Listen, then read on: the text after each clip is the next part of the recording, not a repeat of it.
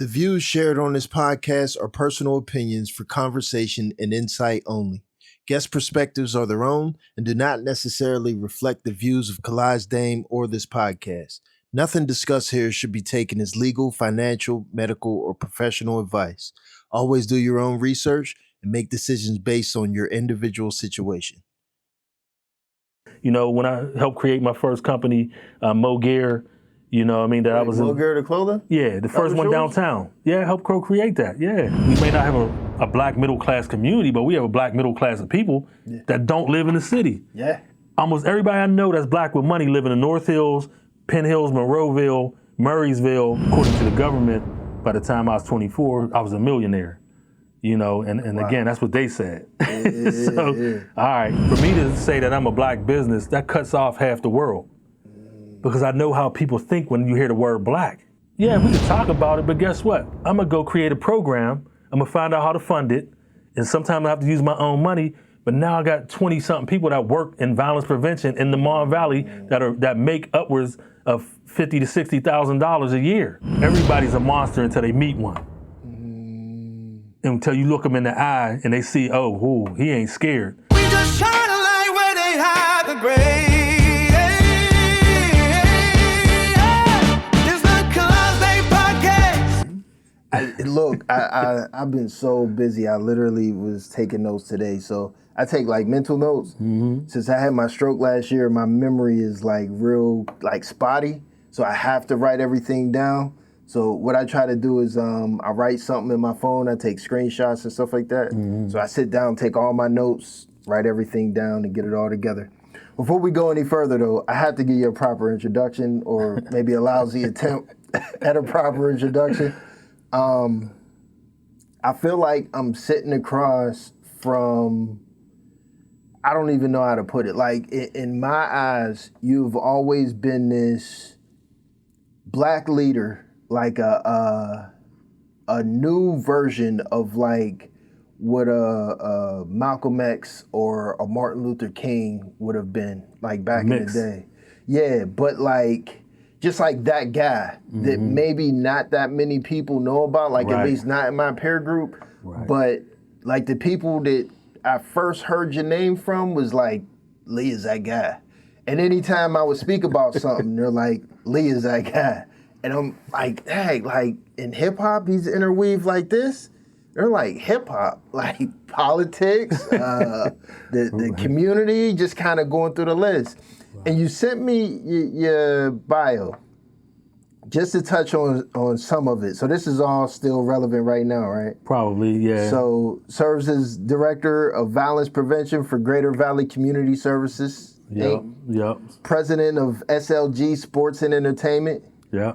Owner of Lee Davis and Associates Consulting LLC. Yeah. President of sports marketing firm in Atlanta and Pittsburgh. Yeah. And co-founder of the Workforce Development Initiative, A Hand Up LLC. Yeah. Also co-founded the Woodland Hills School District's Commission on Youth Affairs and the Kid Nation Foundation. Currently serves on the board of Homewood Homes Transitional Living Houses. Yeah.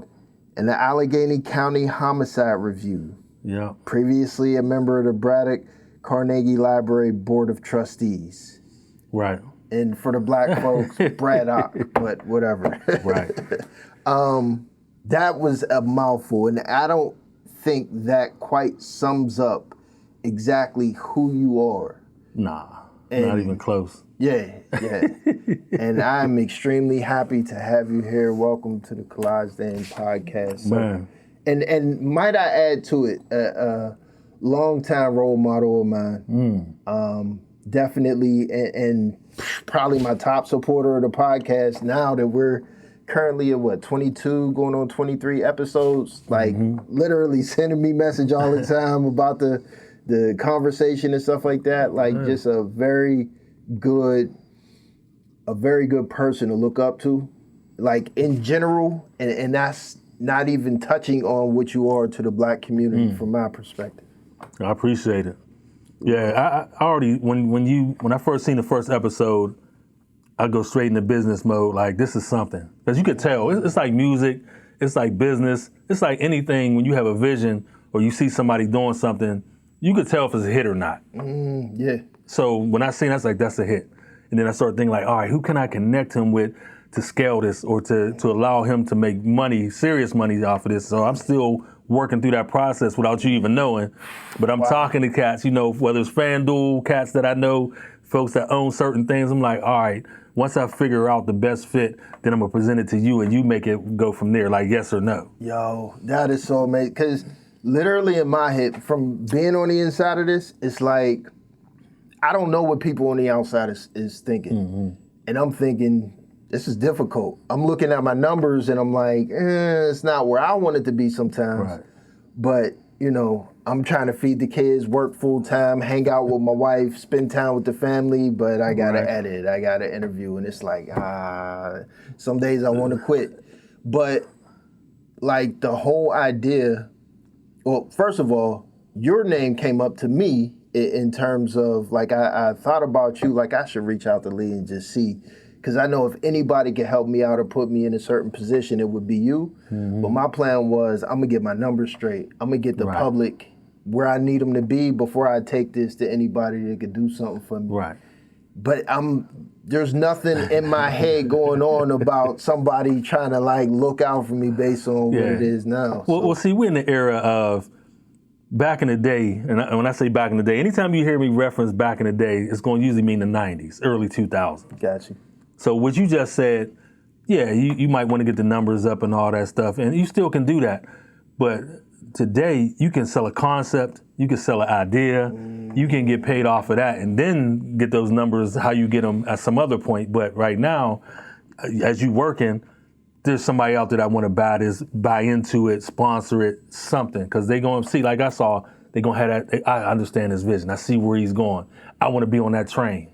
That's funny you say that. I literally had, for the first time, I had that thought when I was driving earlier. I was driving to work and thinking, with these numbers I got, because I remember, matter of fact, I spoke to Johnny Handsome maybe 2-3 days ago. Yeah, how's he doing, man? I haven't talked to him in years, 30 years, 25 years. I don't know. I was trying to get y'all on live together. That'd have been dope. You still gonna make it happen at some point. He said his iPhone was messed up or something like that, but he had called me when he seen all the numbers going up, and he's like, bro, he's like, I'm in what you need. He's like, let me represent you or whatever. I know you're dealing with a lot. We can go to these companies. And I'm like, nah, I don't know, bro. Let me work this a little bit and then we'll go. So like, we're so close. Like my actual company, my LLC, he's my 50-50 partner. Okay, that's dope. On one of them, like my record label. This one was kind of like, I'd be losing touch with him sometimes. I ain't going through that taxes. I got to chase you down. Right. But regardless, we always 50-50 on everything. Right. But I'm like, yeah, bro, like, we could do whatever, but let me do this first. So my thought today while I was driving was, just off of what I have, what if this idea is so good and original that there actually is someone that says, I see your vision and where you want to go, and I think you could get there. Let me, put some money up or put you in position or something like that. Right, and sometimes it's not about just the vision. Let me explain this too. It's the personality of the person, the energy that that comes off on camera, the thoughtfulness of your questions, the fact that you don't argue. You know what I mean? You don't got to have me on here. You don't know everything, Kalaj. Kalaj Dame, you don't know everything, man. What are you talking about? We ain't even, you know what I mean? So, the fact that you don't get caught up in that, because everybody want the clicks and views, and they'll do anything to get them. It's an addiction. Right. But you smooth with it. You ask your questions. You're thoughtful about it. You're respectful of the person that you're interviewing, and that comes across. Not only that, when people know your backstory, I didn't know you had a stroke. I didn't know. That's amazing to me that you kind of made it through that, was resilient. You back doing this, along with taking care of your family, and like you said, hanging with your wife and doing all the things that a man should do, you know what I mean? And so for you to do that, that's just another element. That's a part of the backstory that if somebody wants to invest in you, they know they're getting a hard-working brother that fights through anything, that's going to do what he got to do within reason to make sure that everybody's good. Yeah. That's incredible, man. That's honorable. I appreciate that. Yeah. Yeah, that's dope. This is and for the people, especially the people that maybe outside of Pittsburgh never heard of you. This is literally like Michael Jordan talking to like a younger Kobe in middle school. Like, man, this is amazing. I'm starstruck right now, but Man. this is And my publicist, man, always tells me, and people around me, they always tell me I'm too accessible. And I'm like, man, no matter how long I live, I'm gonna be like Tupac. I'm gonna show up at a certain party that I'm not supposed to be at. Yeah. I'm gonna be in the neighborhood. I'm gonna do all the things that people say I shouldn't do. I'm gonna keep doing them because that's how I got here. The people.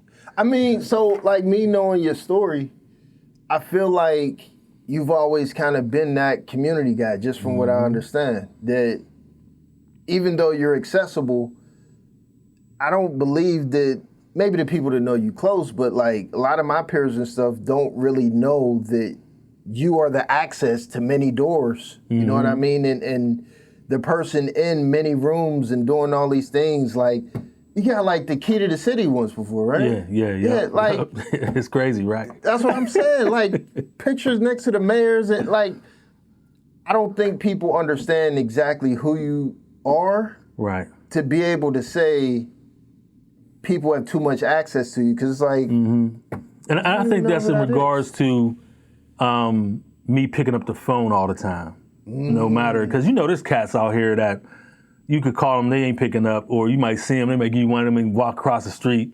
Me, everybody's a friend to me, man. I don't care. You know what I mean? If I see you somewhere, man, I might have seen you yesterday, but if I see you, it's like I've seen you for the first time in 10 years. Yeah. You know what I mean? Because I appreciate people, man. I don't know what that is. It probably goes back to my grandmother, my grandparents, parents, or what have you, just being people from the community, always looked out for the community. Yeah. And my grandma at a young age, walking me through Braddock, stopping at every bar, at every business, saying hello. Everybody knew my grandma. And so me watching that and how she moved and her being a free spirit, and my mom telling me like, back in the day, your grandma was just like you, or you just like her. You could just make something out of anything, or have a party in the basement. When nothing's going on, you just throw a party and come out with $1,000. You know what I mean, and all that type of stuff. Yeah. And then my grandfather owned a barber shop, in the neighborhood. And so growing up, I seen black business folks. I seen a mixed neighborhood. Of course, you had a little racism in there, but I was raised around strong men and strong black folks, so that never bothered me. That was like, whatever. You know what I mean? I know who I am. Yeah. So that don't mean nothing to me. And at the same time, I understood that even though somebody was saying racial stuff or acting a certain way, they still needed us within the ecosystem. So I seen, white men and women dealing with my grandfather or people in my family as far as business, and they may have said the N-word or said some crazy stuff, but it ain't like social media now. You say one thing, you canceling him. Yeah. Like my grandfather was like, nah, that's just how he was raised. Me and him still doing business. Yeah. You know what I'm saying? Yeah. It ain't affecting my money. He can say what he want, but I'm still, we gonna handle this money. That right there, that's the thing. Cause me, I'm a little younger, but I don't know. I was always raised to look at it like them type of people is gonna be how they are. Like, I mean, we were raised where there's a lady down the street that, she look at you funny and don't necessarily talk to you right or whatever, but you still respect her. Right. In school, and I say this all the time, I said it on a few other podcasts. So in school, I'd be sitting like all the way in the back of the class, they passing out candy, you the last one to get candy, you get the smallest piece of candy. While everybody else get to pick what they want, you get the last little bit to pick from and stuff like that. But that was life. And it was like, these are your circumstances, just deal with it. And there is no complaining, there is no pointing the finger, oh, she's racist. It's like, no, that's just what it is. Right. And you make it shake from that situation. I think right now there's a new level of thinking, a new awareness, like social awareness that's everywhere. That's like, hey, wait a minute, some of this stuff is kind of messed up. Right. And now it's like, amongst many other arguments and conversations, it's almost like the boomer Gen X is arguing with the new millennials and Zs, where we saying like, things ain't supposed to be that way. Yeah, but we did that with our parents though. My generation did with my parents. And my dad being a man, gangster / gentleman, robbing banks, went to the feds, did so many crazy things, but also was a barber, had his own business. So I seen how, you can be many things at one time. And I seen how he navigated certain things, having a record and all that stuff. While my mom was military, Angela Davis, Black Power, all that sort of stuff, and talking about, all the way to my grandma, and I'm talking about Dr. King, and then our generation come with Public Enemy, man. We ain't turning our cheek, man. Somebody say something to us, we, you know what I mean? And so there was a distance or a wedge between me and my grandparents or me and my parents about how they thought about things versus I'm a hip hop kid. I grew up from day one hip hop to now. So our thinking was, we gonna get this money. We gonna be self-made. I'm gonna own my own stuff, man. Where my mom worked at AT&T for 30 something years. My dad was in the mill doing it. So they had the mentality of, we wanna fuck the system or say fuck the system, fuck the man, but we can't. We have to work and do all this. So I understood that part of it.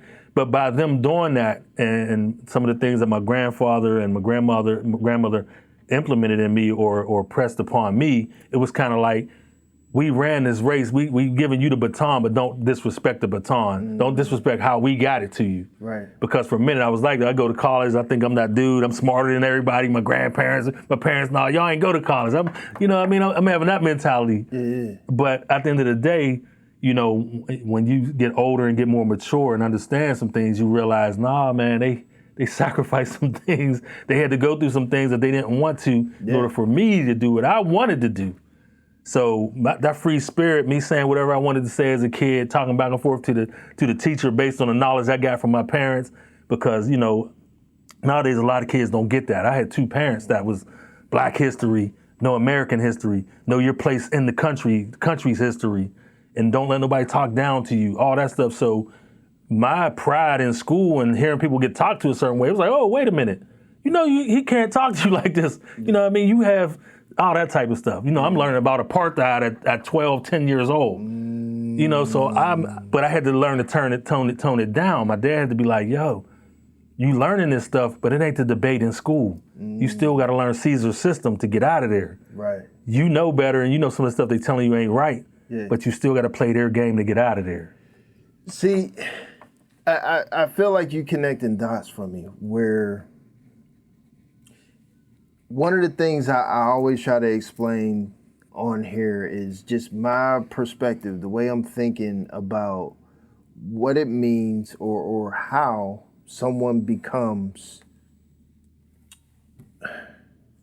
how someone's able to climb through all of the challenges, all of the adversity, and pull themselves up by their bootstraps and be, something middle class, whatever, but powerful. And then look around them and say, I had the ability to do it. Either let me help you or you do it yourself, but still completely separate from the people that can't do it or the people that believe there's some type of gate or gatekeeping. Right. Like when you were younger, you were given the tools to stay curious. You were given the information and the time of learn this, do this, research that. The people that weren't given that. That's our job. That's part of our job. Everybody ain't gonna be who, society or even their family think they should be based on the bumpers you got around you. Yeah. I had some bumpers, before I went too far left, the bumper brought me back over, which might have been my aunt. Yeah. The bumper might have been my uncle. You know what I mean? My dad, mom, whoever, I had bumpers. So when folks say, man, I made this on my own, there's nobody that made anything or got somewhere on their own. Yeah.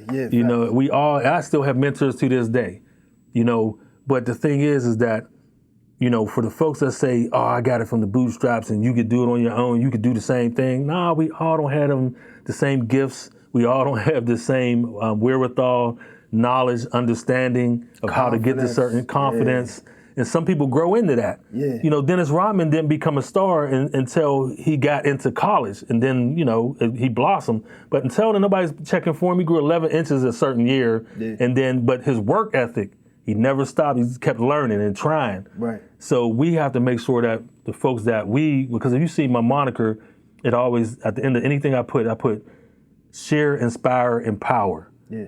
You share your story, your testimony. That should inspire somebody to want to do something, even though inspiration sometimes is flighty. But if you stay around somebody long enough, you'll keep watching them grow or keep pushing them to grow. Plant the seed and water it. Right. Yeah. And then the empowerment comes from the stuff that you learn. Now you empower yourself to go do something, to make something happen.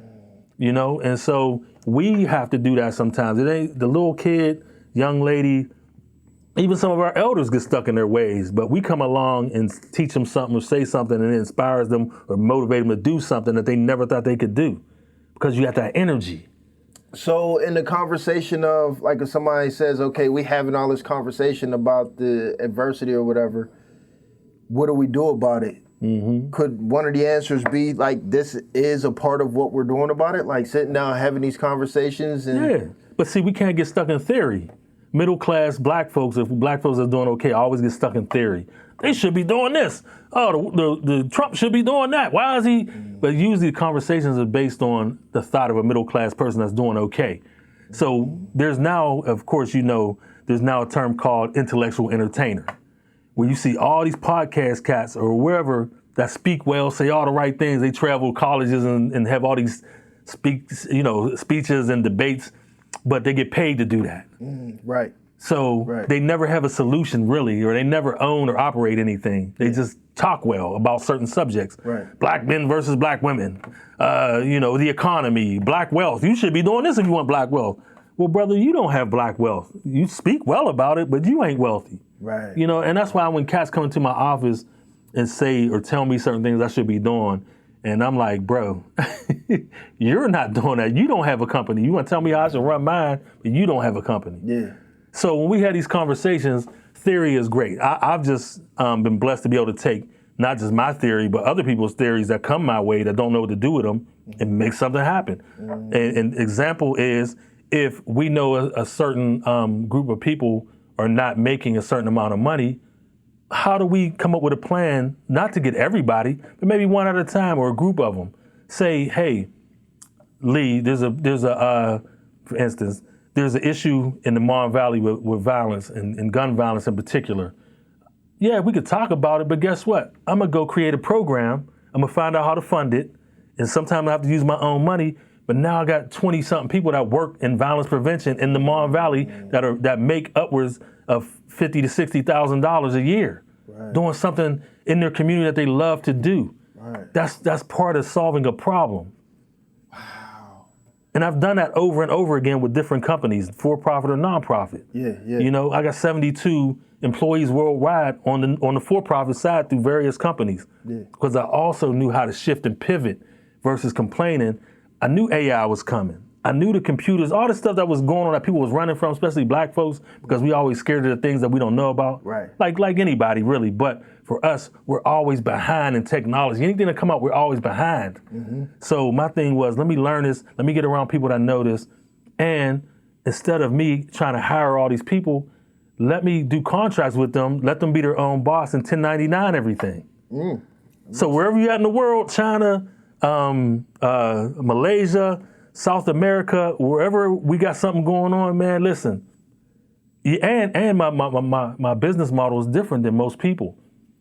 I have a business model of normally is if 100% comes in, the owner or the person that created the entity is going to get 90%, 80%, 70%. Me, if I created it or you created it and bring it to me and I invest in it and we do something together, nah, bruh, I only want 10 to 20%. You take 80, you take 90. Even if it's something that I created, but if you're working for me, if you bring a contract to the table that's $100,000, you take 80. I'll take 10 to 20 from 15 different people on 15 different ventures. That makes sense. So we all gonna be eating, and that keeps people loyal to you. Yeah. Anytime you oppress somebody, because I never want to be like everybody talk about the oppressors and all that stuff, which is true, because this is America's capitalistic society. But I never wanted to be that guy of, man, you worked hard as heck to bring this contract to the table, or this money, or these folks, these participants, whatever it may be. And now I'm gonna take the lion's share and leave you with 10 or 20% of it. Nah, it don't make no sense, man. No, you take 80, man. So, you know what I'm thinking? I want to get into hip hop stuff. We gonna pause though because you generating more and more thoughts from this. What you got me thinking, and I'm sure you didn't intend for this, but the idea of capitalism, where we speak on capitalism, as a Black community, like, hey, this is a part of the reason of what we going through, where it's kind of like a line that you got to walk, where it's like, yeah, use it to your benefit, even though, because like capitalism is kind of like what fuels the whole, I'm gonna get money for me and mine at, possibly someone else's expense. Right. How do you navigate that? Like, how should people, I guess, navigate that aspect?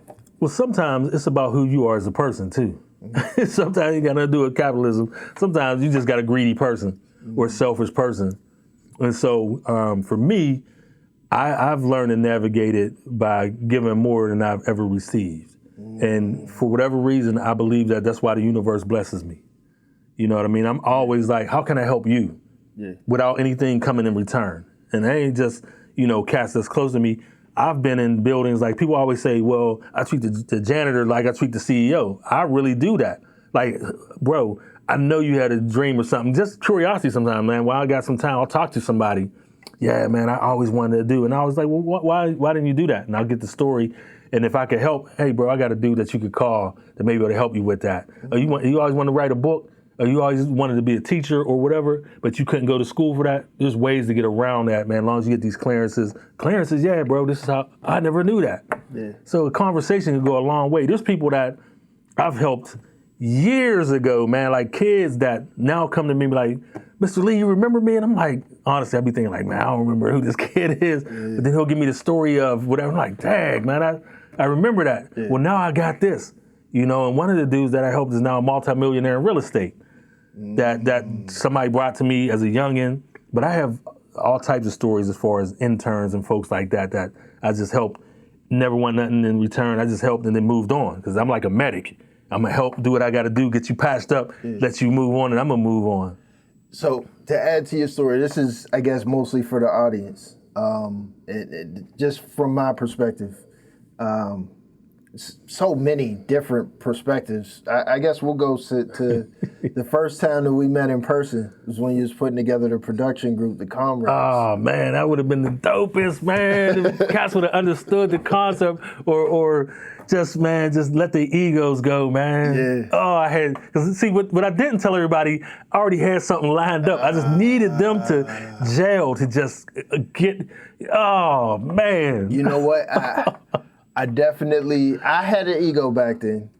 And there's nothing wrong with a healthy ego. Yeah. Well, it wasn't an ego that was like, y'all don't deserve to be in a same room as me or anything like that. It was more so, I felt like I was experienced and talented enough to have a strong voice when it came to, so when we met at your mom's house, and everybody was throwing in these different ideas and stuff, I mentioned something and everybody kind of talked down on like, nah, nigga, we ain't doing that. And I'm like, yeah, fuck this. It's just kind of like, no. Because I don't know if that was me that said anything. It probably wasn't me. I was going to say, because that ain't my mentality. No. But I knew everybody in the room, because see, what was happening was everybody started hitting me solo.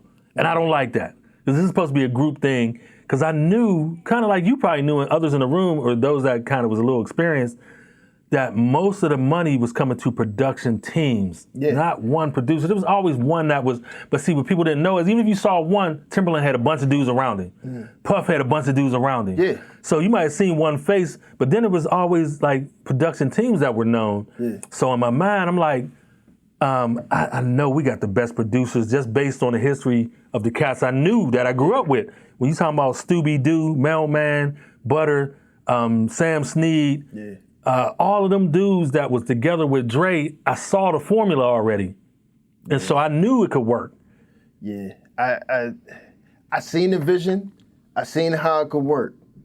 And even looking back on it now, I still see how it would have been possible.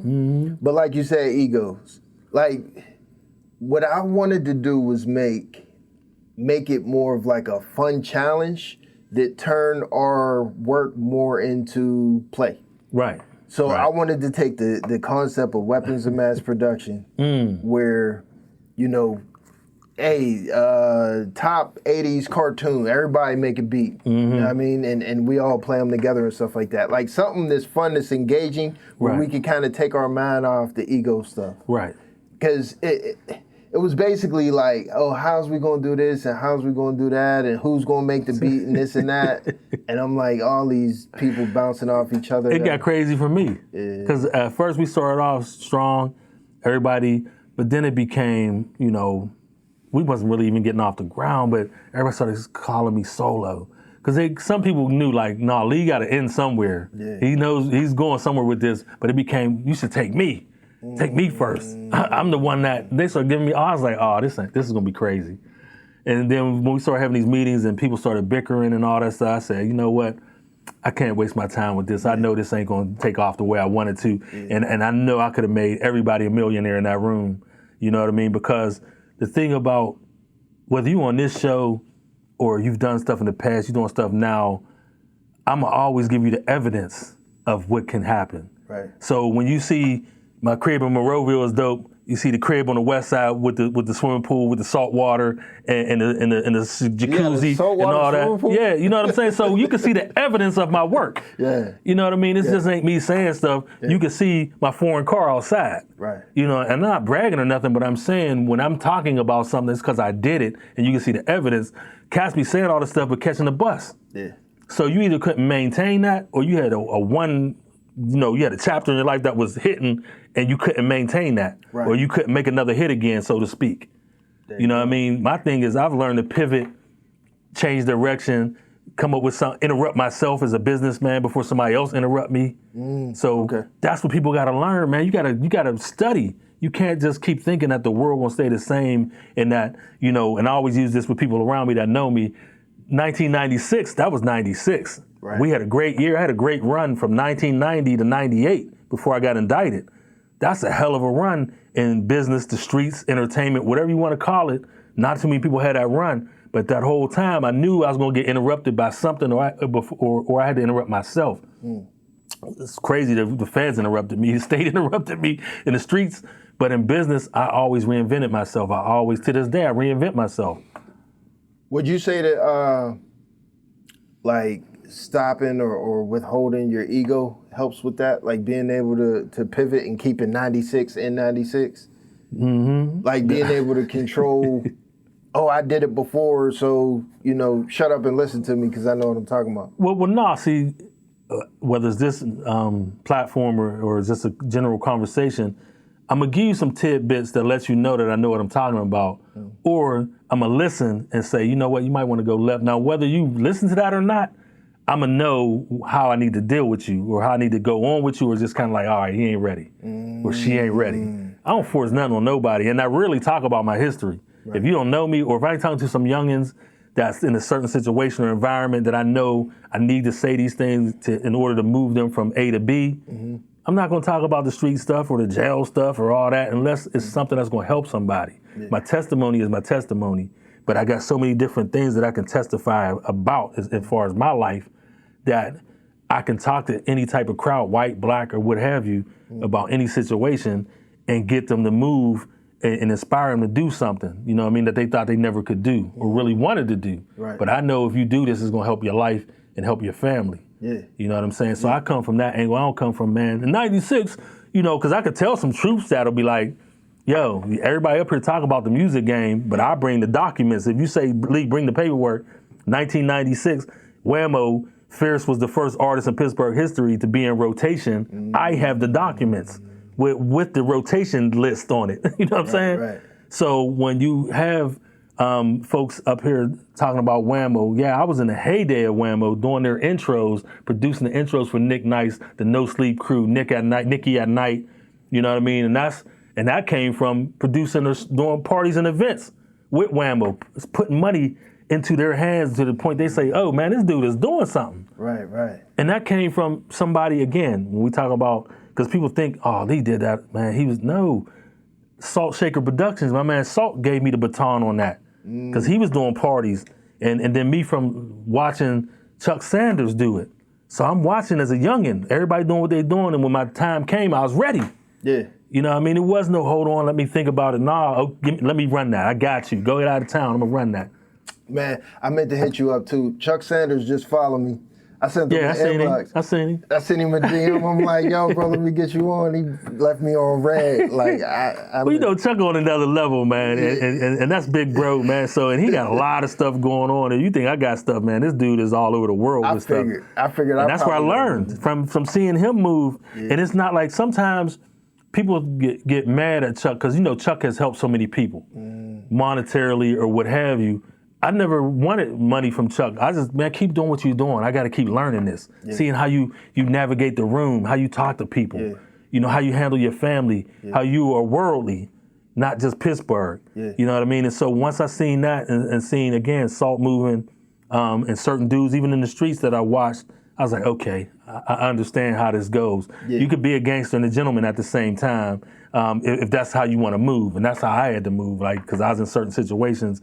So, but I never, even when I was in the streets, never disrespectful, you know what I mean? Always helped till I could, help pay for furniture, clothes for kids, the ice cream man. But that's what I learned from the OGs before me.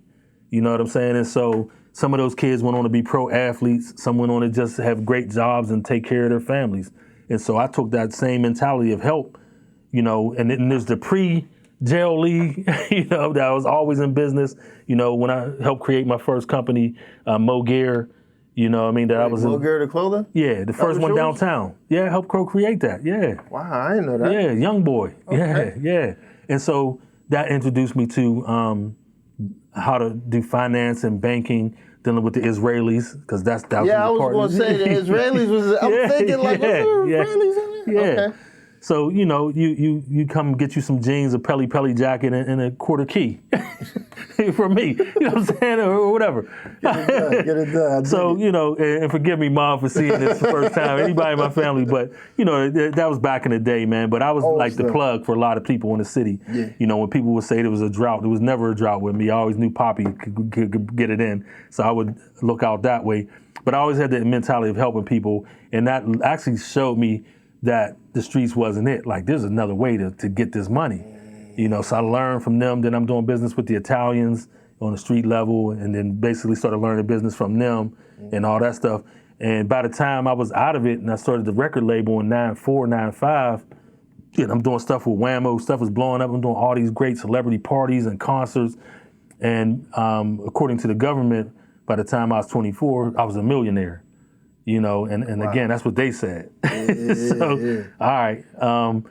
So they gonna inflate them. yeah. Whether they inflate them or not, cool.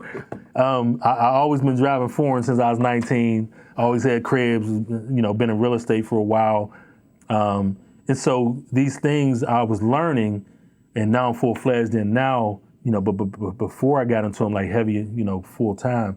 You know, there was that period where street stuff, having a good time.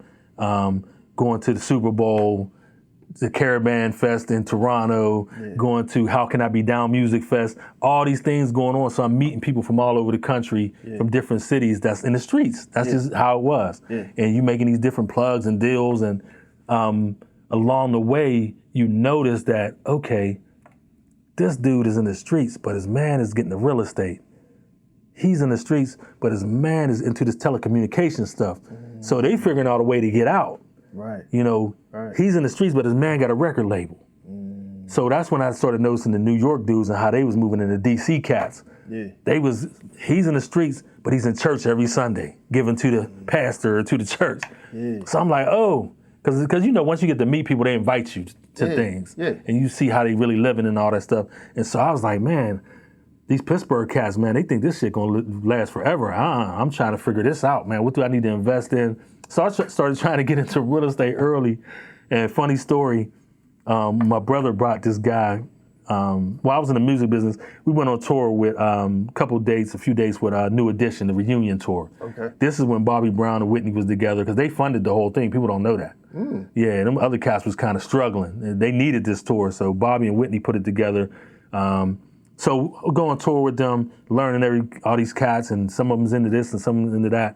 And one of the dudes I met from St. Louis was heavy in real estate. And so me and my brother started dealing with him, and he was like, man, give me $50,000 and you can get into this real estate development in Atlanta called Alpharetta. This is when Alpharetta was just being built. Okay. So we fly down there with him, show us the houses, the ones that's built and all that. Yeah. Like, yo, $50,000, we can get in on this. He's like, yeah, because the return gonna be this. The return was gonna be crazy. I believe Alpharetta is Man, it's dope now. Like back then it was like 1 or 2 houses and one that was a show house. Okay. So we go see the house and so we get back to doing what we doing. The tour is over. And months go by, because my brother handling it now because he's in that space. That's what he want to do. So I'm like, yo, what's up with my man? Is we still doing the real estate? So my brother's like, yeah, he's cool. So after a couple months go by and I hear the weariness in my brother's voice, I'm like, hold on, man. What's really going on? He's like, man, I don't know, man. I ain't heard from him. I said, we're going to take a trip to the same spot then and see what's up. Because by this time on the phone, because, there was no we had the pagers and all that. And if you had a phone, you was really doing something. So we on the phone here and there, but we finally get him, or we don't get him before that. He's like, yeah, I'm living in the house that I showed you. That's my house. I live there. So I remember him saying that. Yeah. So we take a trip to Atlanta and we go by the house. Ding dong. Here come this lovely black family to the door, this black lady to the door. We's like, hey, is so-and-so here? And I could tell immediately, she looked like deer in headlights. And I was like, trying to explain to my brother. She's like, no, nobody by that name lives here and all this stuff. Man, dude got us for the 50 grand, man. Wow. And I never caught up with him again in the music side. I don't know what happened to him, but we got beat. And that became not like a Larry moment for me but that made me start being due diligent about how I moved. Right. That was a business lesson that taught me, don't just leave your business to somebody and keep it moving. And of course, a lot of people in the music game have learned that lesson too. Yeah. I'm gonna sign this and let you handle it. Meanwhile, you don't know where your money going. So that's a lesson in business, period, man. Do your due diligence. Read the contracts. Know what you're getting yourself into. Understand what perpetuity means. You know what I'm saying? Yeah, that's the one you need to learn. That's the words you need to know. Because in any industry, when you see that in it, that means somebody's gonna eat off of you for life. Yeah. And sometimes it need not be that way. Those type of things. And then there's so much things that happened before, I got jammed up. But even dealing with Magic Johnson and him coming to Pittsburgh based on somebody that we met in the industry on that same tour, my man E. Brown. He was a boxing promoter, but he went to Michigan State with Magic. Okay. So they was tight. And so E introduced us, and we got real cool with Magic, man. And this is when East Liberty was kind of run down. And remember Sears had closed? Yeah. So he came to Pittsburgh and wanted to do his first Magic Johnson theater. Wait, what year was this? This was like mid-90s. Yeah. Yeah, mid-90s. So this is after, was it after the Muslim tables was kind of going out? I don't know. Because there was a period when it was just after it was booming. It was around that time. It was around that same time. Because I remember, Ime and Akil and all them was always doing their thing. Yeah. But it was around that time when things was booming for the community as far as doing or selling things and having businesses on the street or the block or, the tables and all that stuff. So we were doing well, but the business community in East Liberty was dying. Okay. And so around that time, we was doing some stuff with Magic. Magic came to Pittsburgh. He seen that, because we was telling him about this building, like, old Sears is closed. You can get this building. Meanwhile, we don't know what we're doing. I don't even know what I'm doing. I just know the building is closed. Yeah. So he comes to Pittsburgh, sees the building, and he leaves it to me and my peoples to handle the business of it, of, seeing who we needed to get to acquire the building, because he's believing in us. We bring in the energy again. But I don't know nothing about real estate and who. I just know the building, because in my mind, the building's vacant. We can just go buy it. But I didn't know that, Veltrees had already made a deal to get it's getting ready to get demolished, and they was going to build some other stuff there. Yeah. And so that was going to be Magic Johnson's first theater right here in Pittsburgh. When he first had the idea of doing it, we sold him on that building, but just couldn't close on it or get it, because I didn't know that the city had already went into a deal with Veltrees and other people. Wow. And so, but, Magic started picking up the phone. Yeah. No, that go. Yeah.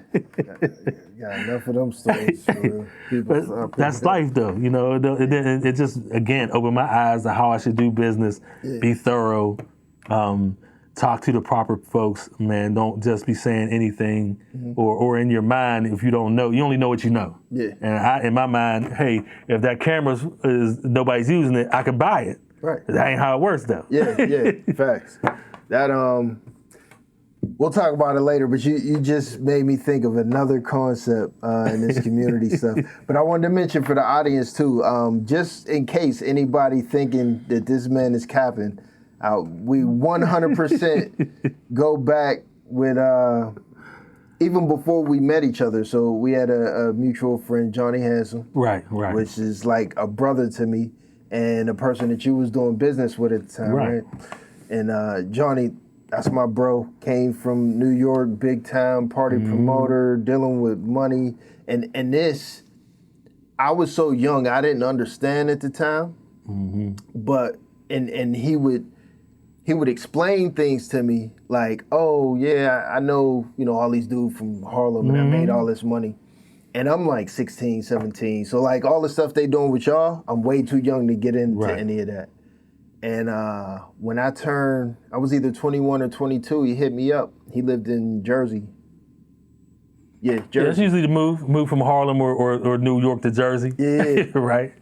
East Orange, I think he was in. And he gives me a call. He's like, bro, this is the end of 2002. So yeah, I was 21. I was just coming home. No, I was coming home a year later, 2003. So 2003? Yeah. He hit me up. He was like, bro, I got this songs right when 50 Cent in the club hit the mixtapes. He's like, I got this idea. We gonna remix this song, go to Atlanta. I got all these contacts, boom, boom, boom. And I'm like, if you say you got it, I believe you. Let's go. And I was a little leery of it. But sure enough, when we got down there, we was one day in the Jay Nice's office. Next day, one of the girls from SWV, we in her crib playing music. The next day, it's Shaquille O'Neal, Scooter Braun, Lord Tariq, Peter Guns. Like, we just going around doing stuff. And eventually, I mean, it was to the point, because NBA All-Star Weekend was down there.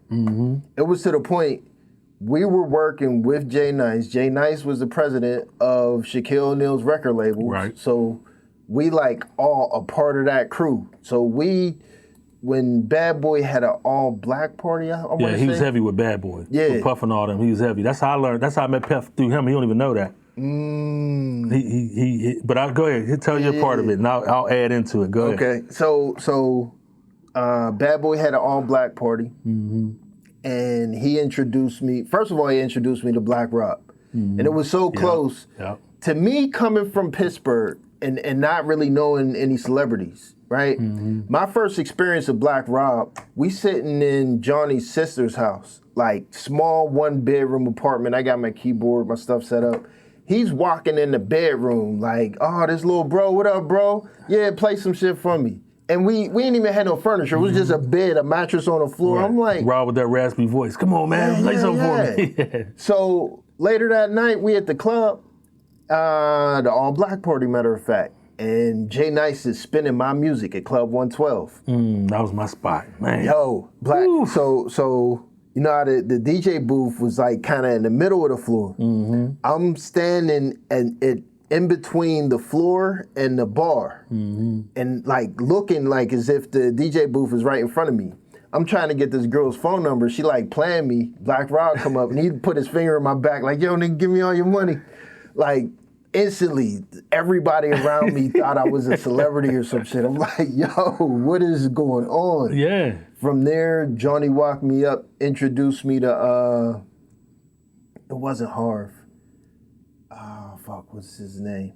The dude, the mad rapper, Angeletti. Oh, D-Dot. Yeah, it's my man. Yep, D-Dot. Introduced me to D-Dot. And we in VIP chilling and stuff like that. And all of that, I say that, like, that shit was real, like a 100% real experience. And let me know all that stuff that Johnny was talking about was legit. And just from that, and that was all 2003. And I guess that kind of corroborates your story as well, you know, to let people know, no, this is serious No, it's shit. real. Because you figure, you talking 2002, 2003. Yeah. we doing this in 96, 95. Yeah. You know what I mean? This is when he introduces me to Cameron. Like, all these folks, because before he even got to meet me, he was using, we was spending money with him. Like, my man was dealing with him, and he was like, Johnny Handsome is doing this, Johnny Handsome. And I'm like, well, here's my part of the bread. Y'all do what y'all do. And so they doing these shows and concerts, and then finally he was like, man, Johnny's in town. You got to have dinner with us, man. Because I'm doing what I do at that time. Dre, I mean, you know, Mel was out L.A. Mel's my guy. You know what I mean? He's doing stuff with Dre. All my cats is out there. And at one point, they asked me to come out there, but I'm getting so much money, I'm not going out there. Like, I'm hearing these stories about Dre being a slave master and all this stuff, whatever you want to call it. Like, nah, that ain't me. I ain't going out there. So, but we doing some concerts. And then finally, I come out the shadows. Like, my man's like, nah, this is my man, my partner right here. The money that he's the one that be, you know, giving me the money too. Okay. And so I finally meet him, and Tanya. It's the first time I meet her. Tanya, yeah. You know, and so Johnny helped us get, and I still got the flyers and all this. That's why I keep the documents. We did Jay's first tour in Pittsburgh when Jay-Z first did the Rockefeller tour, Dame Dash. He had DJ Akinelli and somebody else was there. The Two Twins was supposed to come, that R&B group they had, but they didn't make it. But we did that at a space called Metropole that used to be in the Strip. Okay. So Jay, we did that, man. I think we did that for $25,000, man. Like, and we made close to 70. Yeah. Wow. And that thing was lit, man. But that, you know, our relationship with Johnny was always good, man. But he knew who he knew. Like the Harlem Cats, man, whether it was Cameron, Mace. This was before they was Cameron and Mace. Yeah. He had them here. Like, we was, you know what I mean? Locks. Celebrity Hoop Games, the Locks, when they wasn't even signed to Diddy, but was running around with Diddy. Yeah. You know, so we was doing all that. For my birthday, we had Little Kim. You know, at Kong's. By this time, I'm doing stuff at Kong's all the time, over 21, under 21. Yeah. We killing the game. And then, you know, we had the tragedy happen, the car crash that they was in. Yeah. And so that everybody kind of went a different way after that. You know what I mean? And that's when I lost contact with him, probably a little while after that, after all that stuff happened. Yeah. So Tanya, that's how I met Johnny. So Tanya was my youth group leader at church. And I was like 15, 16 years old, me, my cousins, like everybody. And we rapped. So we would rap at church. And then, you know, we would have certain times where like we go bowling and do other stuff. So Tanya ended up leaving the church. I won't go into detail just out of respect for her, what happened, but she ends up meeting Johnny. We're still around Miss Tanya because she was like, damn near like a second mom to us. Right. So that's when Johnny finds out. Matter of fact, no. I think we asked her to come to one of our performances. We performed down Club Laga. Okay. And she brought him with her. Right. And he seen us rapping on stage at Club Laga, me and my cousin. And he's like, yo, y'all got something. He wanted to call us the Young Lords. Yeah. Like, make us a new group and stuff. And, right. I can't think of his name, his man's name that was down there. I forgot his name, but it was his other dude from Harlem was there too. And, you know, I played a bunch of beats for him, and he's like, yeah, you're going to be my group. You're going to do this, you're going to do that. And that's when he started giving us, like, all these mix CDs to, like, kind of practice off of. So all the music, like Clue tapes and stuff like that Pittsburgh wasn't even on yet. Right, like, I was getting them. We had it, like, pumping, practicing and stuff like that. And the whole entire time, Miss Tanya was pretty much out of church. We, like, you know, working with Johnny and stuff like that. He's grooming us, and then he got us performing at different places, like, whenever we're able to, I say. So, like, I want to say it was maybe Big Justice's birthday, Van Deusen's. Oh, wow. You bringing back names I ain't heard in a minute. Yeah. Come on, Big Justice from McKeesport that's still performing now? Yeah. Yeah, he always been nice on the mic. I think it was his birthday. Okay. We got to, like, open up for it. Right. But it was like a bad sound system or something like that. Father's Day basketball tournament at, is it McKinley? I want to say, 98. Does that sound familiar? You talking about Southside McKinley? Yeah. Yeah, I don't remember that. You don't remember that one? There was a few of them. We were supposed to perform because we was gospel rappers. Right. Soldiers and Sailors. Okay. With Curtis Lewis Jr. was opening up. Wow. We was supposed, you taking it back. Bro, and this is what I'm saying. It's all my memories and stuff that we was in on and doing and stuff like that. Man, no, that's dope. Curtis Lewis, little bro, man, killing it. So many people came out of that era. Matter of fact, the dopest probably era in Pittsburgh hip hop was that late 90s, early 2000s, up in the 2000s. There was so many great, because you had Corey O here.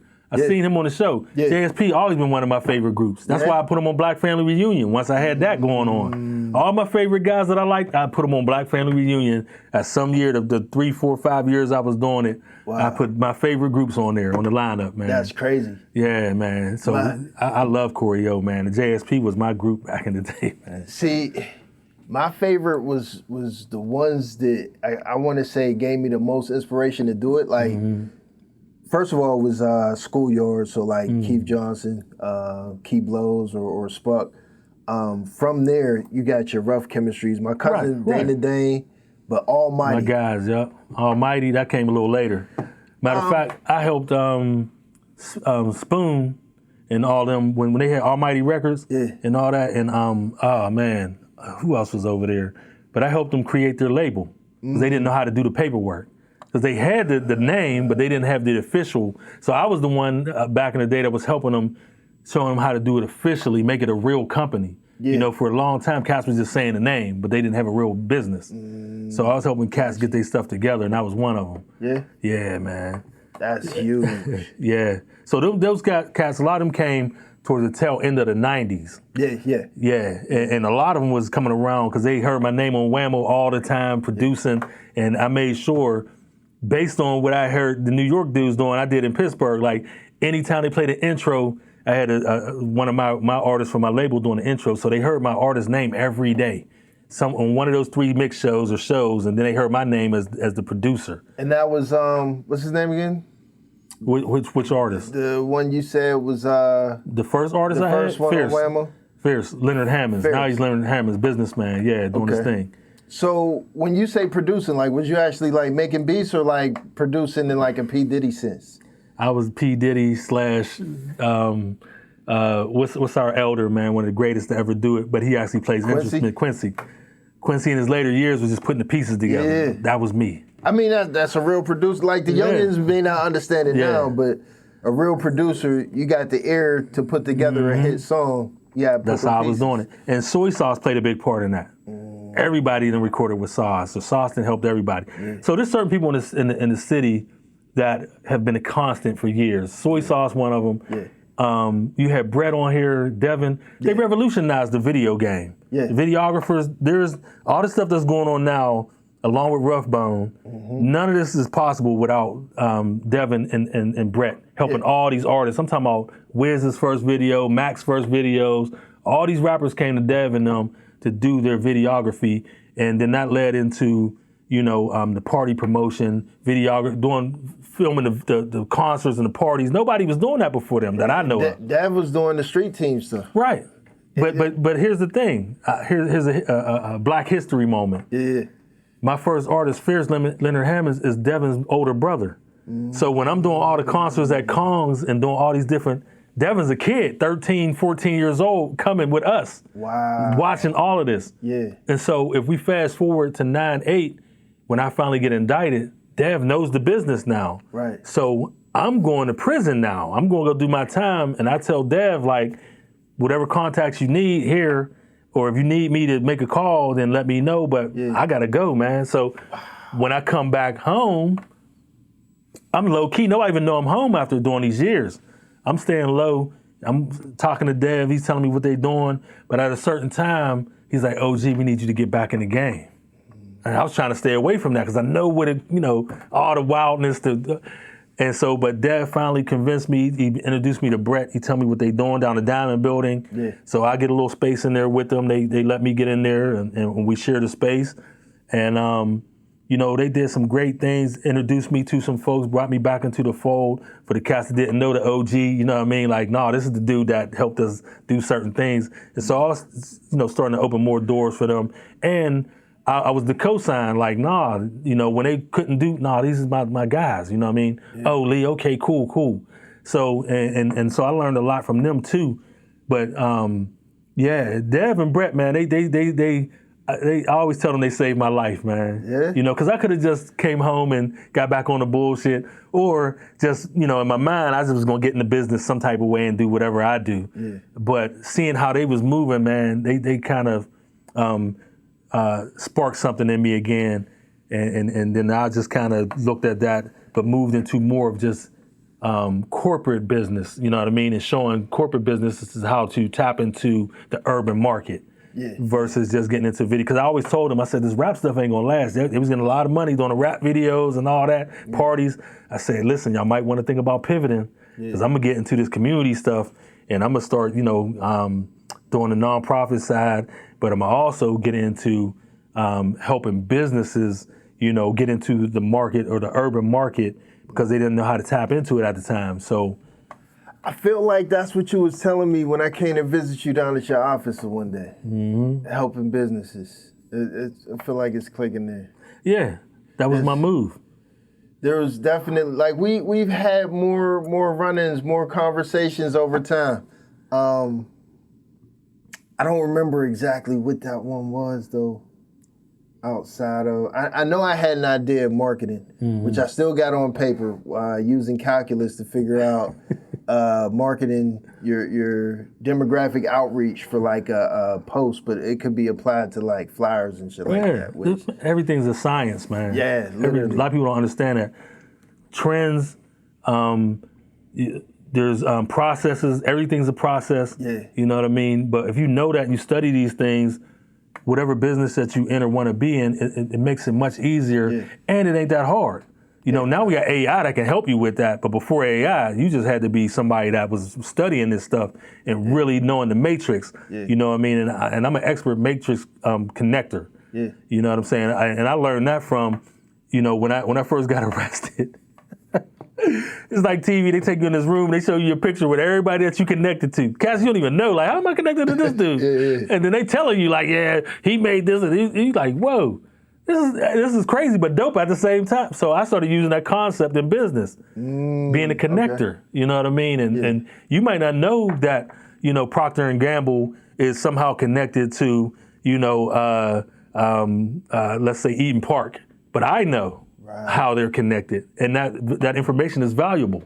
I was just about to ask, what makes that valuable? Well, some people, and I'll use this as an example.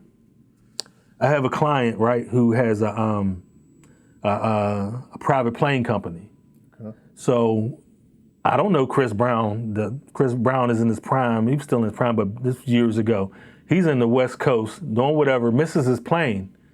So somebody says, hey man, I know this guy named Lee, he may be able to help you. Now, he don't know how I can help him, but because I'm part of this matrix, the guy's like, hey man, I know this guy. His people call me like, hey, because there's a lot of money on the line. I think Chris was getting like $150 a show at this time. He's probably getting 100,000 million now, I don't know. But whatever it was a lot of money he didn't want to miss. So his people called me. I ended up talking to him for a minute. And this is a real story. This is a real story. So I'm always give you real examples.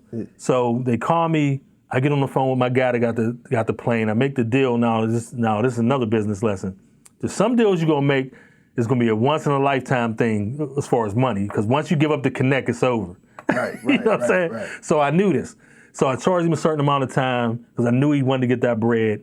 I hooked my man up, and I knew once I gave him the connect, him and Chris was just gonna be whatever from there. He ain't gonna need me no more. Even though he calls me for certain things, I still call him for certain things. But we made it happen. Dude got out there with the plane, got him to his show, and you know everything was A-OK. But you gotta have that. You gotta have relationships. Everything on this planet is about relationships.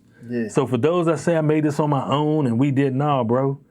There was a relationship somewhere that got you to this table. That's crazy. That's very accurate. That's crazy though. You just made me think of another story that is relevant, I guess, to what you just said about relationships. A lot of people don't know this. Do you remember the song that Black Rob had on? It was like every mixtape. It was a very short snippet where he shouts out Pittsburgh. He's like, he said, down low, gritty, Pittsburgh to New York City. Right. That was my deal. Got you. So makes sense. Boog and T, Boog is my cousin. They was rapping under Storm and Norm. Oh man, yeah. And Norm was like, you know, I'm trying to put Boog and T in a better position, blah, blah, blah, get features. I was like, look, my bro Johnny Handsome is bros with Black Rob. Right. Like, we can make that deal happen. He's like, all right, hook it up. So I called Johnny, like, look, I don't even need no money or nothing. You let me know what you need. And basically, we make it happen so that Norm can take them, meet up with Black, and Black record and everything. But yeah, I'm the one that hooked that up. So anybody that watching this, no, and that's you know, the Black Rob thing, and that was my dog to the end, man. And I sad to see how he went out, but again through Johnny, we had Black Rob in Pittsburgh, and then you probably know about the infamous fight at the club in Pittsburgh with Black Rob fighting Pittsburgh cats. I don't know if I heard. And I think it was crazy, but.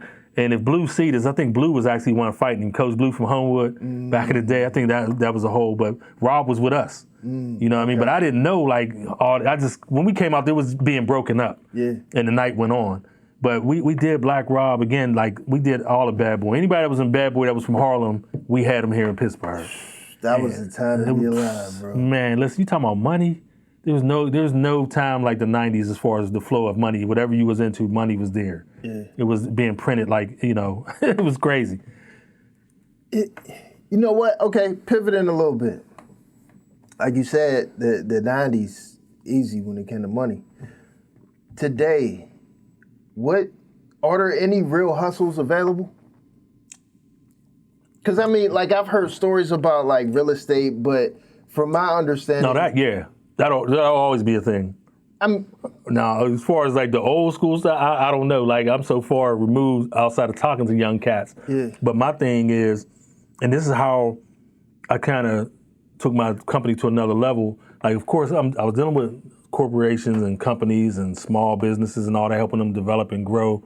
But my thing was, for the amount of hours I give to one of those companies, I'm gonna give it free to somebody that's a hustler, that's a stripper, that nobody thought could make it, but had to drive or had a vision, a goal, or something that they always wanted to do, but they didn't have that hand up. Right. You know, not a hand out, but a hand up. Right. So that became my mission, was to help those individuals that came from the spaces that I came from. Right. And so that took off so well, and some of those companies took off. Like to this day, I got my hand in, I've either created, invested in, or kind of got behind 30 startup companies.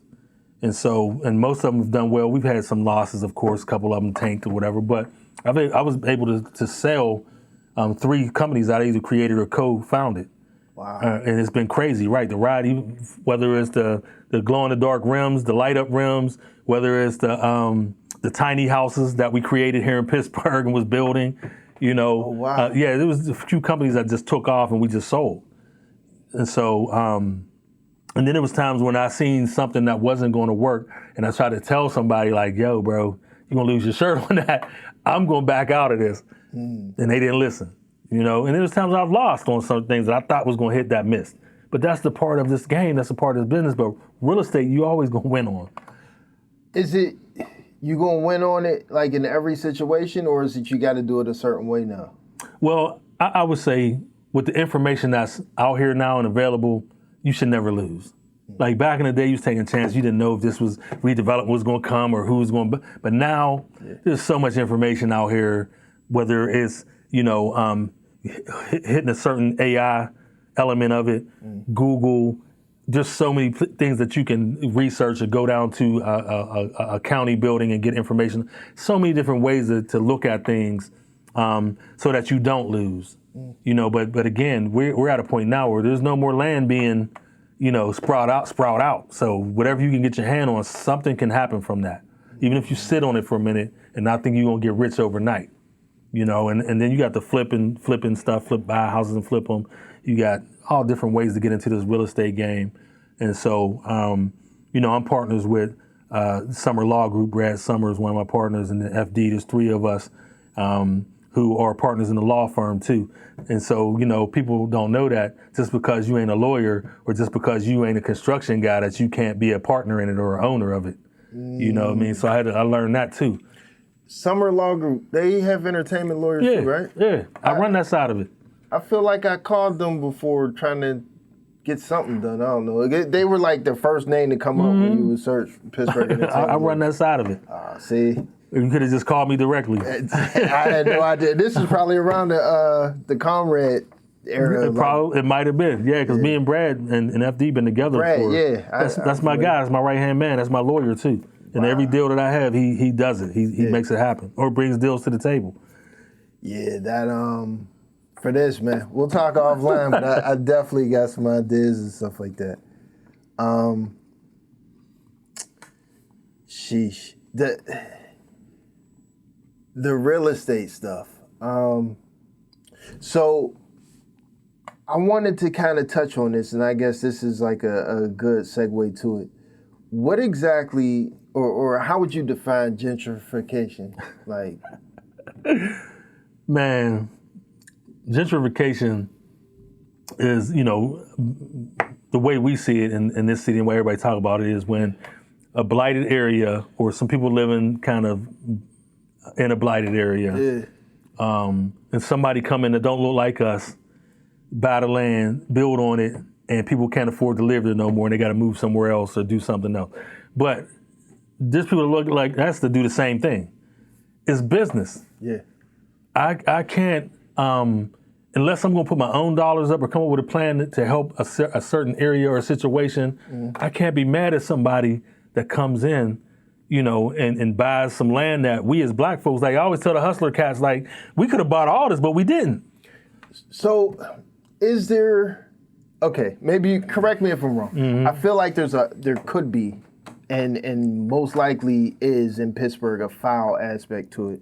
Oh yeah. Of the whole, so I heard, maybe it's just a rumor, that investors will buy up property, say like in Wilkinsburg and Homewood, and whether the property is condemned or whatever, just hold on to it, not do anything to drive the property value down so that the cost to rebuild it it's not justified in the value you would get if you sell it. And I would say that's probably true in some cases, but nowadays almost every area has a CDC now. So the development company or development corporation won't allow that to happen anymore. So you have to come with a plan and talk about what you're building or what you're going to do with that land in a certain amount of time. You can't just buy like a one-off, go to the sheriff's sale or something. Yeah, you can do that, but again, that's a one-off. That's private. If you own something, you could sell it how you want to sell it. Yeah. Ain't nobody gonna tell you that somebody can't buy something from you and sit on it if they want to. But as far as buying, like a lot of people say these big parcels of land and buy all these cribs and do all that, a lot of times the CDCs won't allow you to do that anymore. So you can't buy and hold as like just one company, holding company, a bunch of different properties? But you gotta really talk about what you're gonna do with it. Right, exactly. Okay. And a lot of times, now what can happen is somebody can buy a bunch of cribs and be a slum landlord. We see that a lot. Yeah. But until the community comes together and says to the borough manager or the inspector guy in the area, say, hey, we ain't going for this, we need to do, then it's going to happen. It's going to keep being like that. But the community can have a say-so in that. What about the people that put together this plan, like organized development strategies of, the city is expanding in this direction. So here's our future plan for Braddock and the Mon Valley. We're going to try to put a Target here, and we're going to, put a new stadium there. Right. And they're talking about their 10 to 20 year plan in a room full of people that's like, okay, let's go out and buy up all this property because we know if we move forward with this development plan, it's going to skyrocket the value of all the property within a certain radius. And then that is going to take a $60,000 home to a $300,000 home. Right. Is that first? Is that? But if you if you living in that $60,000 home, are you mad at that? That your value of your house now goes up to $300,000 if somebody want to buy it from you?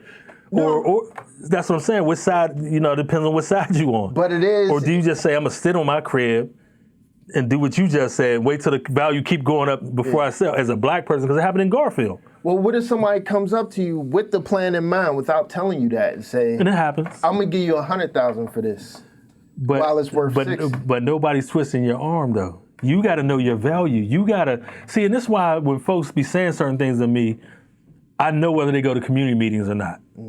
Okay. Or show up to certain things. You know, we had the U.S. Steel say, hey, we got millions of dollars that we're going to give to people who feel like they had issues with the smoke in the air in the Mon Valley, or you had a loved one that died, or whatever it was. And all you got to do is come to X amount of meetings or come to this meeting to find out how you can get the money. Man, next to nobody showed up, man. Wow. I'm out telling people, my aunts, everybody, listen, if you live within a mile of the mill, you can come get this money and put a claim in.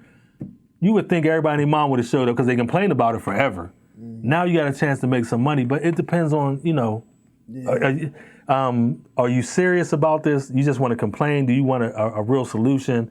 And sometimes you have to get up off your ass and attend these meetings. You can't leave it to somebody else to tell you or to let you know how something's going on. You need to be in that seat to show that you care. Right. You know, and I know sometimes to certain people they say it's hard, and there's meetings that I probably need to be at, but I got 50,000 things going on, so at least I'll send somebody. Everybody on my team know that. Like if I can't get there, even if they need to be somewhere they can't, let me know. I'll sit in. Do they like take a recorder or something? Or Yeah, take notes, all that, man. That's very important. You know, you can't leave nothing to memory because you know how it is. You think you're going to remember something. You get home, man, you can't recall what the heck they was talking about. And Bill 1837 is coming up and you need to vote on that, or you need to, nah, man, you need to be writing it down, recording it. So many different ways to get this information now. That's literally, you see, I take my iPad with me everywhere I go. I don't remember nothing. And not to say that in the real estate game that there aren't going to be some, you know, Like some snakes, some ways for county, city, to get involved and make sure that, you know, we don't get the land or the property. Right. You know, redlining is a real thing, you know. Is or was? I think it still is. I think so too. Yeah. Let's let me be clear. I'm a very positive person, but I'm not naive. I believe that we can get through anything, overcome anything, and navigate anything, but I'm also still understanding that there's going to be some roadblocks that are put in place on purpose. There's going to be some people that don't want you to have shit, and some of them look like us. Do you think that racism, not to change, like I don't want to go too far into this rabbit hole, but just, do you think it's based on strictly people saying, I do not want black people to be successful, or is it more of a, I want money, black people equals, you know, nigga, hood rap, blah, blah, blah, which brings money down. Like, because there's people that kind of explain it as if it's a narrative of people hate your skin just for the simple fact that they hate your color, and that's why these things happen to you. Well, or it feels more like just a money thing. Yeah, we're going into the age of the have and the have-nots. Because just as many white folks got money, black folks got money. Right. And guess what? If you think that somebody's coming to save you, they're not, no matter if they look like you or not. Right. I mean, history has proven that. Right. You know what I'm saying? So there's a reason why there was the talented 10th. There's a reason why you have the Divine Nine. There's a reason why you have Masons and all this stuff. There's a reason for all that. And I won't get into all that, but those things play a part in how our society looks. Okay. And how me and you move. Right. You know what I mean? And so my thing is quality over color. When I do business, quality over color. I don't get into that. You'll never see anywhere in my bio or any of that I'm a black business. For what? Like you either got the grind or you don't, as far as certain industries. Right. You know what I mean? And so for me to say that I'm a black business, that cuts off half the world. Because I know how people think when you hear the word black. Right. You know what I mean? And so we've set it up to a certain degree to make people believe that if I'm a black business, I only want to do business with black people. I don't. I got Chinese. I got, again, people all over the world that I do business with. And they appreciate the fact that I do stuff in service of black folks, but that's not how I come into the game. That's a crazy one that, like, I completely understand that perspective. And I feel like you, being the person you are, like a community guy for the black community, it's almost like you walking that tightrope, like that thin line of I'm going to navigate capitalism, but at the same time, I'm going to be the man in the cape for my people. Right. But I understand that I don't need to like wave my cape around on the capitalist side. Right. Not at all. I make so many deals on that side, man, that people won't even know about or realize. Right. But there's always evidence of it. Pick up the phone. Hey, man, my dude need a job. Boom, boom, boom. Okay, he'll be over there Monday. I got you. Man, you know, yeah, that's one of my clients. That's evidence of the relationship. Right, right. You know what I mean? Even though some people will say, man, them people was racist. They don't even do nothing. And then in my mind, sometimes I'll speak out about it. Sometimes I won't. Not the racist part of it, but the part of they don't like black people and all that. Meanwhile, my mind like, man, they just hired 10 of my guys over there. My guys are all doing well over there. They changed their life. Yeah. But, you know, I don't want to die on every hill. I can't explain and argue every battle, and there may be some white racist people over there. There may be some assholes everywhere, but I just know what they did for the people that I sent over there and how they treat them. How do you deal with that? That's the thing where you have a relationship with somebody and then somebody else that you have a relationship with is like, yo, they racist or something wrong with them or whatever. Like, right. You gotta navigate in the middle or something like that? Well, sometimes I do. And well, I don't say sometimes, a lot. I had to do that a lot throughout whatever industry I've been in. But my thing is, let's come to at least an understanding. Okay. You know what I mean? You don't gotta like them, they ain't gotta like you. Right. But you need something and they need something. That's why I created my consulting company. Mm-hmm. This company may not like folks, like people that look like me, but they need something from my people or from me and get across a bridge that if they don't call me, they ain't getting across that bridge. So within that, I can have conversations. I can not change the person, but I can change how they think about certain things or people or situations. Right. So you were raised how you were raised. But if you see the value in somebody beyond what you thought, that changes the game. So, could you do a business with a Klan member that, respects you? Well, knowing the history of knowing our black history and knowing the history of this country, guess what? Marcus Garvey sat down with the Klan to get an understanding. Yeah. I know why you. I don't know why you're doing what you're doing, but I want to understand so you can understand why I fight for my people. Right, right. And so, I may not like you, based on what you've done to my people, and we gonna have this discussion. And at the end of the day, I come away with, I ain't fucking with you. You know what I mean? I heard your side. I'm gonna just go back to my side and the gloves go back on. Or it's, we had this discussion, you understand where I'm coming from, and you say, you know what? Man, that's deep.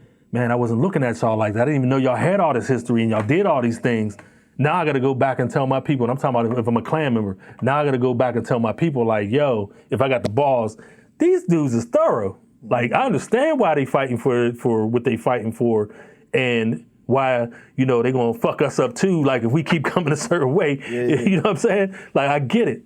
And then some people are just stuck in their ways, they're gonna be who they're gonna be. Yeah, I was gonna say that. I feel like it's a big ask to get people in a room in an understanding state of mind to actually have discourse to sort some things out. Depends on the goal though. True. If you saying capitalism and everybody want this magazine here, no matter what color you are, y'all gonna find a way to work together to get this magazine. If it's valuable to you and something that you want or gotta have in your mind. Yeah. But if it's something that you don't have no value for, you don't care, I don't care about hockey. So I don't know the brothers that play hockey. If they do, cool. If one of them get beat up on the ice, I'm not going down to the protest. Right, You know what I'm saying? Okay. That's what you like to do, so you know what comes with that. When dudes go camping with a bunch of white guys and never come back, you bought that. You wanted to go camping with these dudes. So I hate that you went missing, but listen, hey, there's some things that I'm not going to get involved in. If you know that there's a possibility of getting ate by a shark and you still going to the water, certain things listen, bro, you knew that could happen. You probably shouldn't have did that. You probably shouldn't have went over there. All right, so touching on something you spoke on, I feel like this connects somehow. I'm gonna try to connect some dots. Do you ever feel like the black community, or black culture in general, we love people close too easily, or we somehow let down our defenses and That's just in us. We're loving people. You know, since we came from the motherland, I mean, that's just been us. and that's specific to our culture, right? Yeah, there's certain things that are just innate that that's how we operate. Sometimes to our demise, but for me it has worked. You know, I don't know you, I don't know, and I ain't saying you in general, but folks that I meet, like I told you before, I'm embracing you like I knew you forever. Yeah. You know what I mean? Because I'm a glass half full guy. I see the good in everybody, regardless what folks say. When I meet you, I only know for how we do our thing. Now, if enough people say, "Nah, he's a slime ball, he did this," you know, I'm always protect fools and kids. That's just my thing. You know what I mean? But anybody in between that got the knowledge and the understanding and go for the BS, you bought that. You knew better. But fools and kids, I'm always protect. Fools, that's a serious one. I've in my peer group, I've been almost like arguing, but debating back and forth with friends where we have this issue, like things that we can't resolve because a lot of my friends feel like you should leave a fool in a fool's place and not help them. And I'm like those are the people that need our help. Mm-hmm. I feel like maybe it's a mixture of you know, buying into, like Farouk was saying, the white supremacy concept without actually realizing it, and maybe a little bit of like living in survival mode. Mm-hmm. But it's tied into, at least I believe, this idea that the black community, everyone's welcome to the cookout, right? Whereas the European, more Caucasian culture is like, me and my family, you know, we good, you go home and eat. Like, but we're gonna take care of our family. And you look at business and it's like, I forgot who I was talking to, but it's like, you know, you could sit down, have dinner with somebody and they could be, you know, super shrewd and cuss you out after, no, I ain't working with you. Whereas if you sit down and have dinner in the black family household, you a play cousin for real. Right. But guess what? Even within that spectrum, black folks are the most loving, spiritual people on the planet, and they're also the most judgmental. Yes. You know what I'm saying? Yes. So you got to deal with, either way, whatever way side you go, you're going to deal with something. And for me, I just like to look at the good in everybody and assume that you're going to do good and you're a good person. And as far as when people be saying, well, white folks don't do this or don't do, I don't know, because I don't really hang with them all like that. I got business partners, I'm in spaces with them, but I've never asked anybody, can I come over for dinner? Or if it was natural and we just had dinner with each other, that's cool. But my experience has been around positive black people, strong black folks, great black men and women. And that's what I come from. And none of those people ever complained about anything. They always navigated, did what they had to do, built houses, loved their family, created great families or whatever. Nobody's perfect. You know, we went through the crack era and all these things where people was fractured and our communities were fractured. But a lot of these things that we complain about, we brought on. I'm talking about today, right now. The shit your kids is watching. Like if I'm speaking, and this is another real example. 2 weeks ago, I was speaking out of school for career day, 4th and 5th graders. And when I asked them who their favorite artist is, a music artist, just to see where they at, they named every killer rapper in the book. When I asked, dude, you know who Cardi B is in some shows, they all put their hand up. We control that. Right. You know, regardless if you got one parent, two parents, grandma, whoever, we control those spaces, or we should. Yeah. You know what I mean? So I can't go out here and blame the white man for you watching Love and Hip Hop with your 12-year-old daughter. There's certain things I can't. Now, we know the history of certain things and how the root causes of certain things have gotten us to this point. Yeah. But at some point, we know right and wrong, what somebody should be looking at, not looking at, listening to, not listening to.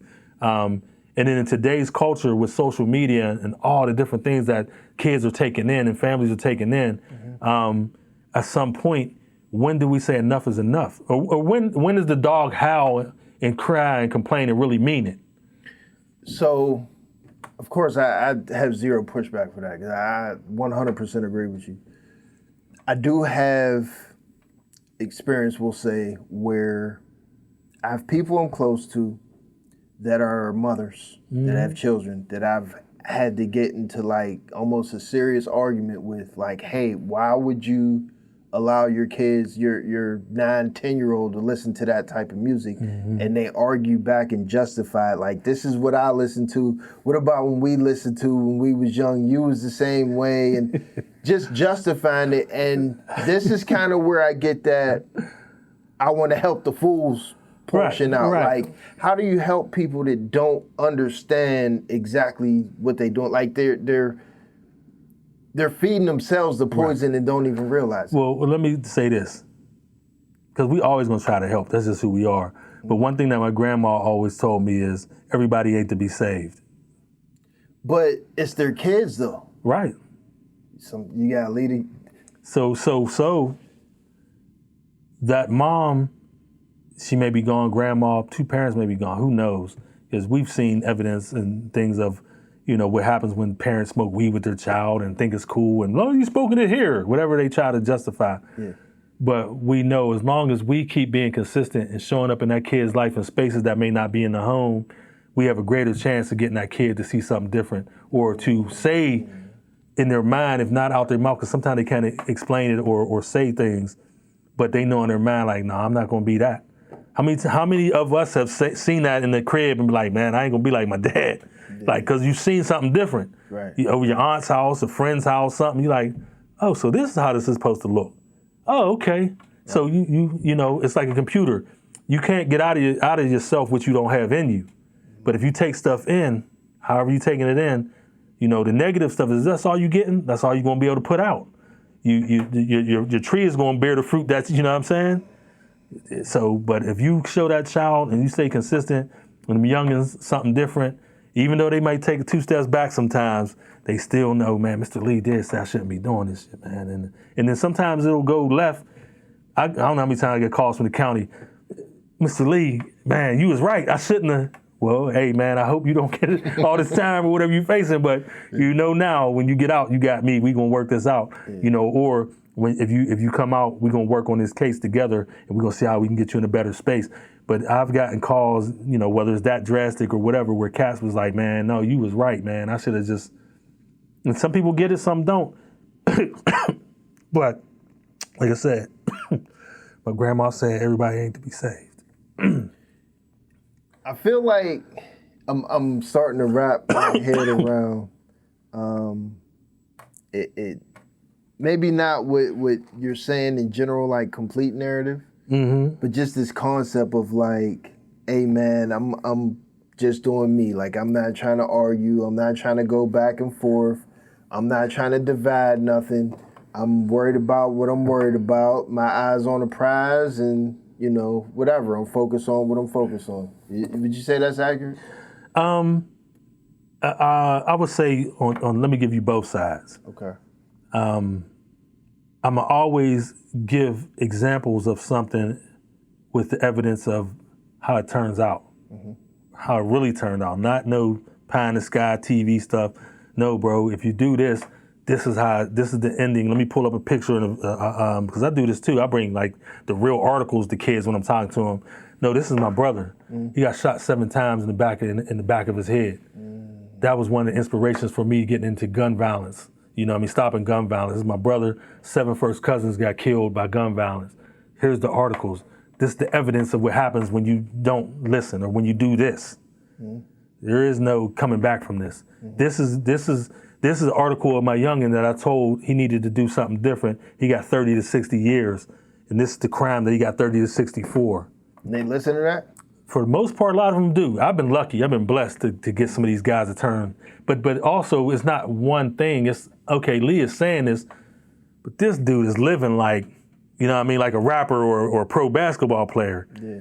And it ain't like people see me living. They're like, man, you living like that off of violence prevention? Hell no. Ain't no money in that.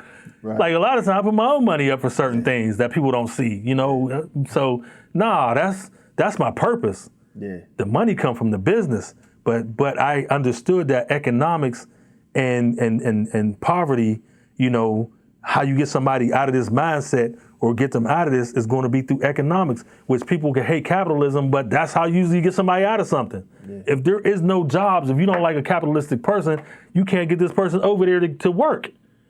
If you think that everything should be nonprofit or free or whatever the heck some people think, That ain't how this works. Nonprofits don't get money out of nowhere. It comes off the tax dollars. Somebody has to, you know what I mean? So however you look at it, like, and I always tell people this too, like, if you get a grant or you get funded for something, go get it if you can. That's our tax dollars. We paid for that. Don't think, oh, they're begging. They're just trying to get, no.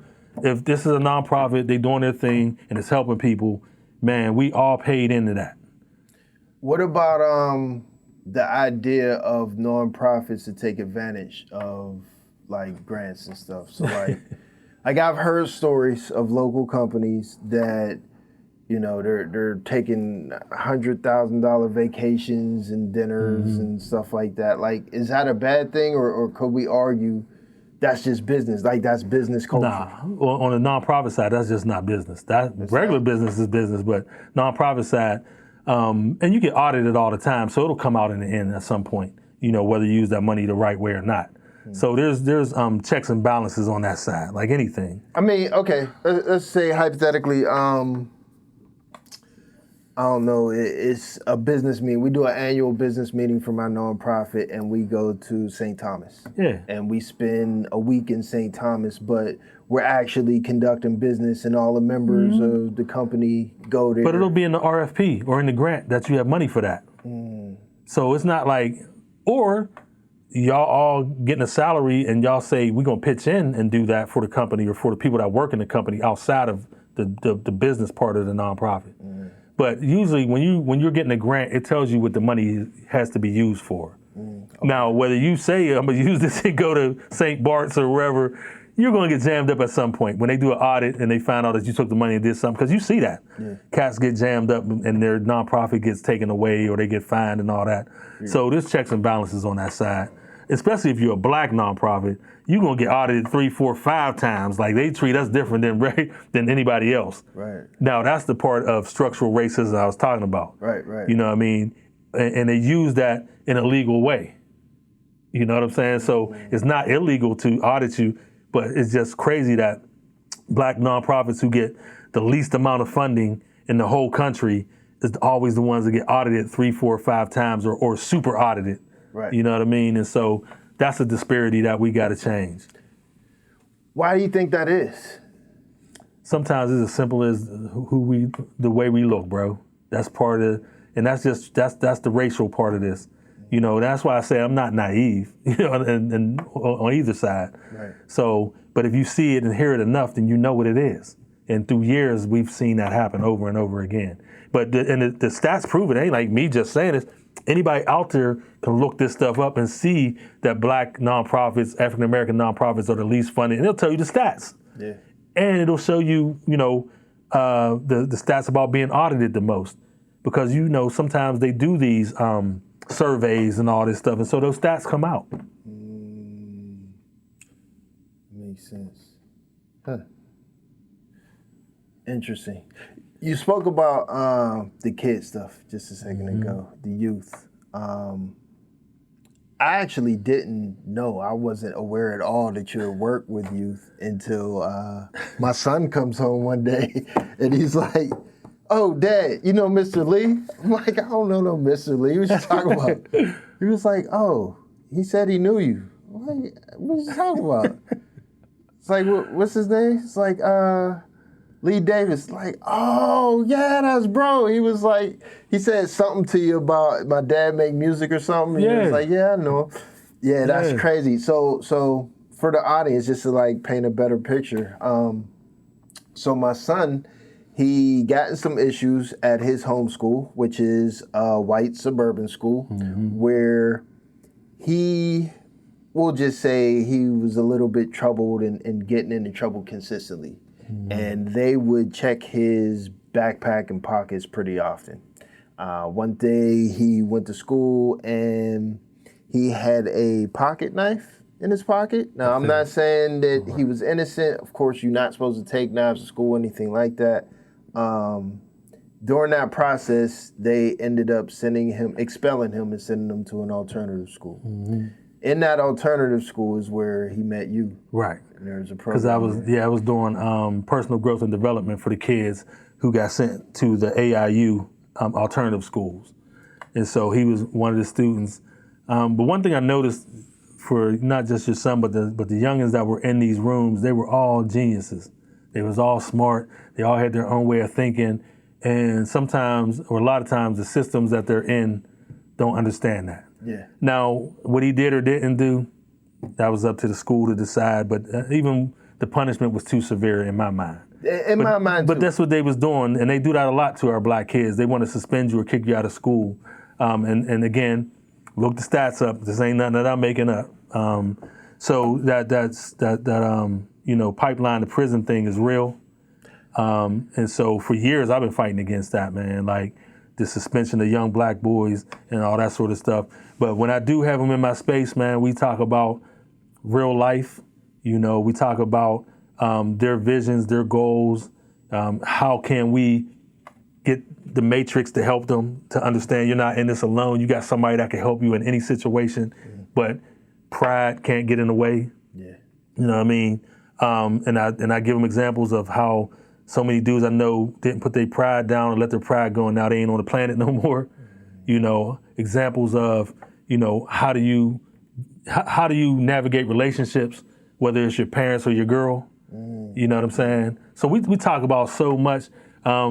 But your son, it was funny because when he talked about the music thing and I started talking about you, it was kind of like, yeah, my dad did say, or my dad do this, but I didn't know he was like that guy. You know what I mean? I was confirmation to him that you were who you are. Yeah. And so, because sometimes, as kids, we know our parents, but that's just my dad. But I'm like, nah, your dad is dope, bro. Like, you need to tap in with your pops. Yeah. I don't know what you're doing or not doing, but you need to get with him.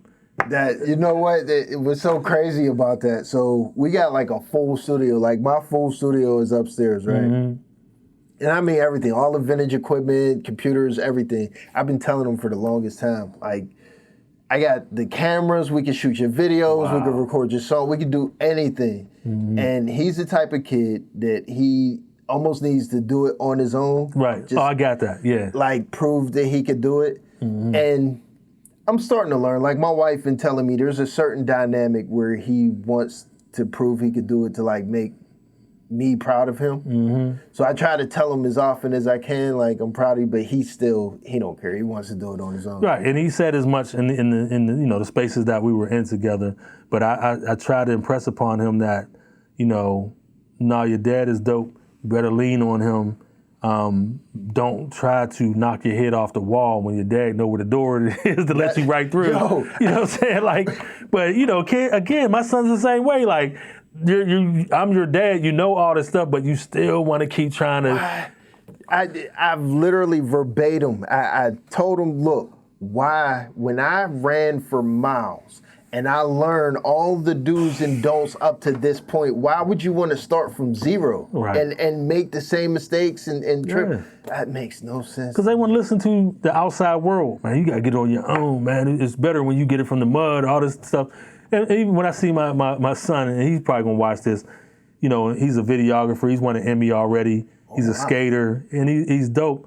But he don't understand, son, you can be Hollywood right now, Atlanta doing way bigger stuff, making more money right now. You're just liked. Likes don't buy houses. Right. Likes don't give you the stuff you see around you when you at the crib. You know what I'm saying? Yeah, you want all this stuff, but you want to keep doing it your way. And it's cool if you want to take that slow grind, but I'm saying, because he moved to Calabasas, I'm like, I got 5 meetings for you of super dope people that want to help you do whatever you. He didn't take not one of them. He didn't call not one person. So I'm calling, following up like, yo, did my son call? No, he ain't. I'm like, oh, this is wild, man. So I was like, all right, you got it. Figure it out then. Wow. Yeah, I tried to almost beat down into my son's head. Like, look, this person that I'm connecting you with, this is a good friend of mine. Mm-hmm. Make sure that you follow through on your work. Like, if you ain't gonna do it, don't even call him. Let me know now and I'll call it off. My main thing is I'm trying to teach him, like, the importance of making and forming good relationships and being a man of your word and maintaining your integrity. Mm-hmm. I remember one time I had him working for my friend right now, doing like under the table work, and he gonna say, why don't you just tell him that I'm sick? What? No, I ain't telling them you sick. You call them and you tell them the truth. I'm not telling them you sick part. for you. These kids is crazy. Yeah, but that's what we, and you know what? It's not even, our kids or just kids in general. I have that same attitude from Carnegie Mellon graduates, Point Park, Pitt, that come in as interns or want a job dressed any old way. Yeah. I can dress any old way, but you can't, bro. When you come see me, you should be dressed to the nines. Like, you should be coming like super respectful, not coming in here like I owe you something. Like, it's your office. Like, like you put the work in and got the merit to do whatever you want to do. No, man. Like, but they talk to you like all crazy, like they're doing you a favor. Like, and it's wild, man. So of course those are teachable moments for me, because anybody else be like, man, you just got to go. Or after this interview, I ain't calling them no more. I don't do that. We're going to have a real conversation about your attitude and why you think the way you think. Is that a normal thing with this younger generation? I think it is. For me, it's been the standard. Like, no matter what your education or social economics situation is, it's just, and I believe it's because of the images, the things they hear, the stuff they listen to. Like, their world is just different. Like, they're more entitled. Yeah, like, and I know that's thrown around a lot, but it's true. But again, not all of us have the space or want to take the time to examine that with them. Right. Like, why do you think that? Or why are you acting this way? Or why do you feel like I owe you something or the world owe you something? Yeah. You know what I mean? And of course it's deeper than that, but we have those real conversations. Before I let you go back to CMU or Pitt or back to the world, you might want to listen to this, take some notes, and I'm going to listen to what you say, and we're going to have a real conversation. But the goal is for you to be successful, because everybody ain't going to be as kind as Mr. Lee. Everybody ain't going to want to listen like Mr. Lee, because the world is always moving and evolving. That part right there. That's probably the one that hits home the most, where, of course, with my kids, again, I try to explain, like, not everybody's going to be as forgiving. Not everybody's going to be as understanding.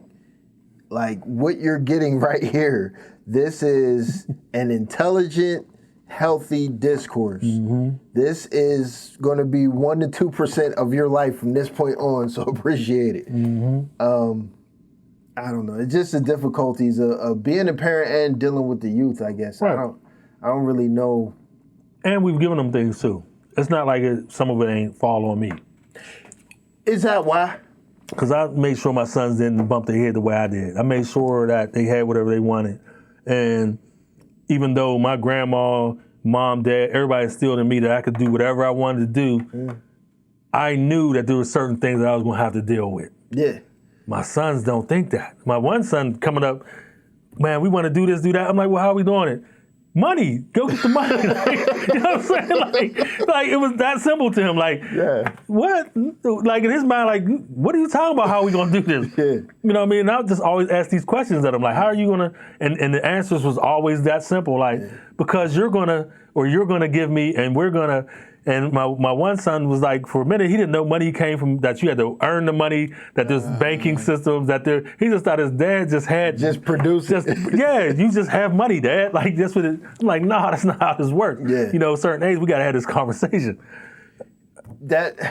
So I think I instilled in my kids probably a little bit of trauma from my parents, that whole concept of, like, we ain't got food to waste, we ain't got money to waste, where I'm like, nah, like, you can't have that, not because we can't afford it, but just for the simple fact of you can't just have everything that you ask for the moment that you ask for it. So it's like, nah, bring me your report card first, and then I'll buy you some Jordans. Right. See, and that's how I grew up too, but to my fault, I was the one, like, man, all right, I see these grades, bro. Why is it like this? Let's have this conversation. And, well, my teacher did. Man, forget that teacher then, man. I'm with that movement. Like, well, forget that teacher then. Let me show you how to do this. You know what I'm saying? Like, and so my sons got to that, but I also put the information, gave them the information about knowing who they are, loving themselves. Nobody's better than you. But then they had the extra sauce of this generation of, man, I'm gonna do what I want to do. My dad said I ain't gotta, you know what I mean? Okay. And to the point where, you know, I'm putting them in stuff to be busy, or just to have them doing stuff like I put them both in karate, put them in music stuff. You know, rest in peace, Dr. J over at the African American Leader Music Institute, who taught both my sons. But the music thing they took to and kind of love to this day, but the karate took off, man. They thought, man, I'm gonna learn this karate. I'm going to school beating up everybody. So I was like, you know, because I was the dad that was like, man, you don't let nobody mess, you know, with something going, call your brother. We going, because I had uncles like that, and so anything happened, my uncles were showing up or whoever. So that's the mentality. But some things I was, you know, as far as being a good parent, I do believe I'm a good parent and was a good parent. But there's certain things that was just old school in me that I probably shouldn't have taught my kids or used, you know, because they was going to school karate and cats and, you know what I'm saying? Like, both of them get kicked out or get in problems and then I got to go see the teacher and all that. They was cool, but I was like, there's like, we don't know where this came from. All of a sudden they just want to do, I said, no, I'll handle it. I know where it came from. That's hilarious. That so I'm guessing, would you say you became successful, moved out of like the hood and raised your kids in like a suburbs or like better situation than like the inner hood in the city? Yeah, I believe, well, my thing was, you know, if you broke, you can't help nobody. I always tell people that. You can have the greatest ideas and say all the, ain't nobody listening to you. I agree. You know what I mean? So I had to make sure, and I always, everything I said that I was going to do as a kid, I did. Like everything I said, the cars that I said I was going to drive, I got them. The house I said I was going to have, I got it. You know what I mean? And so I've always been highly favored and blessed in that way. Like I really believe that, you know, like my dad told me, if you speak it into, you can speak anything into existence. And I always believe that. I ain't know no better. So, you know, some people don't believe that. I've spoke everything into existence, even going to jail. I knew when I was hustling, doing all this crazy stuff, I said, I'm going to go to jail. Because I knew better, one. Right. You know, because you get into something and you say, oh, man, I'm just going to do this, you know, because I got the plug of the Matrix guy. I know how to get it. I ain't never been on the block with the same Dickies on 3 days in a row. That wasn't me. Right. I knew something bigger and better than that. Nah, that ain't getting me where I need to get. I'm going to go get this plug. We're going to make this how I'm getting this money. I'm going to live the way I want to live. I seen Nino Brown do it on TV, and I seen, you know, all these movies, gangster shit, when niggas is living cool, excuse my French, but that's what they were, niggas. So I said, that's how I need to live. I want to live like that. From a kid, I said, I'm going to live a certain way. But when I got into that, I knew it was wrong based on how I was raised and the upbringing and the great people I had around me that was rooting for me and pushing me to do better. And I get it off into this old wild stuff, you know, and I was in college, you know, hustling. My roommate, we got into it together. And he went on to be, now he's an executive at Sony. You know, I stayed in it because it just was so good to me that I was like, man, I'm gonna just get this one more flip. I'm gonna get this one more. And after a while, I was like, man, ain't nobody stopping me. I'm gonna keep doing this eventually, you know. But at the end of the day, I knew I was doing wrong. You know what I mean? I got into it selfishly to make money. And in my mind, I'm like, by helping people is justifying. Nah, that's bullshit. I got addicted to the money, the lifestyle, the traveling and all that. But I knew I was gonna go to jail. I predicted it. But the law averages say that I was gonna go to jail anyway. You know what I'm saying? So thank God I did. You know, people always think that it's a bad thing. For me, it stopped me and got me off of a roller coaster that I was either probably going to crash out at some point or get killed. So was able to get my mind right, meet some good dudes, man, while I was behind that wall. Hated it for the reason of not getting into being able to open my own refrigerator, and I love women. You know what I'm saying? So that wasn't the place for me. Yeah. So I learned my lesson the first day. So first day in, first day out was the greatest days of my life. But I learned a lot in that space. But, you know, God punishes those that don't use their talents. And I was too talented to be doing what I was doing. And even though I had the music, the label, all the stuff I loved and wanted to do, the other side just took hold, man. And even though I was feeding this music thing and traveling and, you know, and Whammo helped me through the door. Ron, what's Ron's last name? You know what I'm talking about. He was the program manager at Whammo, music manager. I definitely know. Ron Atkins. Yeah. Ron opened the door for me. Nick Nice, TJ, the whole No Sleep crew, Marlon, brother Marlon, all those folks gave me an avenue to get out of what I was doing, and I actually ended up getting out, and I was out the game for 2 years before I got indicted. So I was done in 9/6. I got indicted in 9/8. Wow. So you quit. I quit. Spent 2 years Doing my then thing. They came and got you for the stuff that happened before that. Was you looking over your shoulder for that 2 years? Nah, I didn't know it was coming. I didn't know, that. So they just popped up like. because they was building the case on some other people. So here's what happened. They knew from me being on the radio, all this stuff going on, he's cool, he ain't going nowhere. Let him keep doing what he's doing. He's a positive guy now. And back then they wanted to tear that down and say, see what he was doing? He ain't as positive as y'all thought he was. He's doing all this over here. Throw your picture up on it. So, but leading up to that, I'm doing my thing. I'm traveling. Ron opens the doors to the record labels. Now I'm doing promotion and marketing for certain artists when they come to Pittsburgh or they come through and they ask for who can do marketing in different cities for them, who can go get these spins at the radio stations.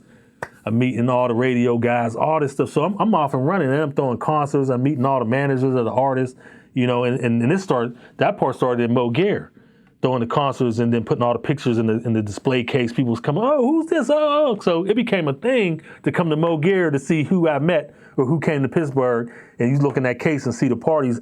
And so I started meeting all these different people, and back in the day in the 90s, because we was introducing the city to Coogee, Pele Pele, all the Carl Canal, all the stuff that was hot, you could only get it at Mo Gear. Right. So when an artist or a group came to the town, they wanted gear, they came to our store.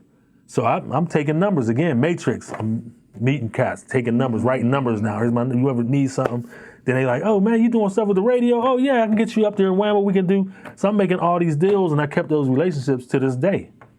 When we talk about me being in the industry and eventually my business manager being Bert Padell, and Bert opening the doors, and then me managing the Wu Lords, taking them from little kids from Hazelwood and helping them become a part of the Wu-Tang. I forgot about that. Yeah, a lot of stuff, man, then getting the acts for Black Family Reunion. I was tying all this stuff together, man, doing celebrity games in Atlanta and so everything was, and when you making somebody money, helping people make money, you become their favorite guy. Yeah.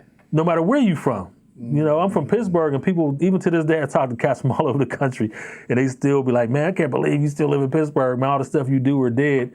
And, I was in New York for a little while, I was in D.C. Well, my thing is, I was needed here.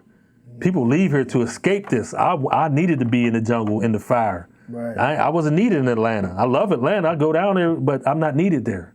I'm needed here.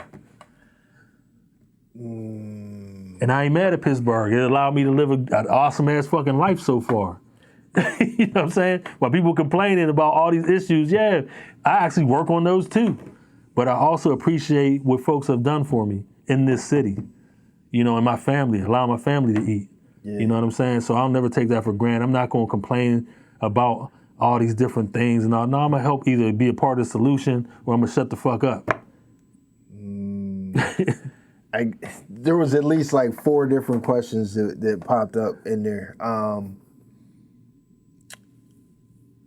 Okay, first, when you said you're needed here in Pittsburgh, it made me think of the one video, the clip I have with Farouk, where he's talking about Pittsburgh being the poorest city in America. Right. Per capita, highest poverty rate. So I had an opportunity to look up some statistics, and this is post-Katrina. Right. You have way more experience in dealing with, this type of stuff. You've, been in those rooms, rubbed shoulders, worked with politicians, everything else. Is this like a real statistic, or is this people that are just like putting numbers together to serve an agenda? See, I think it may be a little bit of both. But from my experience, I don't know if that's the God's honest truth or not. All I know is the experiences I've had with people, and so if, let's just say some folks in Chauncey, one of the roughest, projects in Allegheny County, if not the roughest, Braddock, where I'm from, it's the number one community that when it comes to poverty in the state. Yeah. So my thing is, I see it. I see object poverty close up and all that stuff. All I could do is say, hey, let's sit down. Let's discuss with the people who are closest to the problem, who are in the problem or so-called problem. How do we get out of this? How do we help you get out of this if that's how you're feeling? But we in Pittsburgh, where some people are comfortably numb. Some people are comfortably poor. So we have we may not have a black middle class community, but we have a black middle class of people that don't live in the city. Yeah. Almost everybody I know that's black with money live in the North Hills, Penn Hills, Monroeville, Murraysville. So when you say Pittsburgh, they ain't thinking like, he ain't talking about me. We doing all right out here. Regardless of what neighborhood you in, I don't even live in the city. A lot of people be like, I don't even live there, so he may be talking about the truth, I don't know. And I may even come from that. Yeah. But a lot of people have been so far or so distanced from it. See, me, I'm always in the fire. I'm always walking with certain people. Yeah. I may hang around some rich folks, but you may see me the next day with certain people that ain't doing as well. But my thing is to bring this information to them so they can make an informed decision on how to get out of this or have some resources to get out if they choose to get out of it.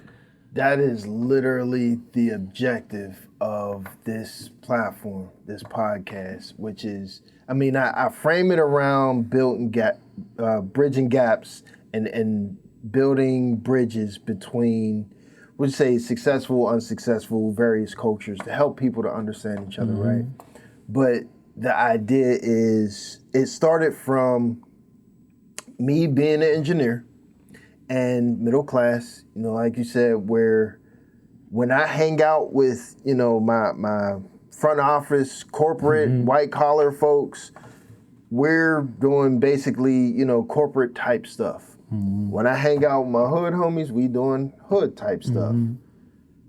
When I try to speak to my hood homies, my peers, like, hey, why don't y'all come to this brewery and hang out with them? What? What am I do there? I ain't going there. You know what I mean? It's the idea of blending them together into one environment. Just, it feels crazy, sounds crazy when I try to explain it to them. And I've always felt like, how do I connect these two? Right. How do I get it to where these dudes, like, for example, I have homies, real homies that are complaining, ain't no jobs, no money nowhere. I'm making $10, $15, $20 an hour, and I got these bills. I got to work 16-hour days.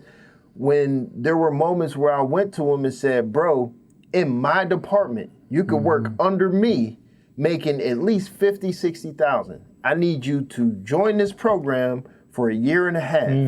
Once you get this certificate, you will do this and start at 50 to 60,000, and then it's all up from there. And the response I got was, man, I ain't doing no electrical stuff. What else can you do? Yeah.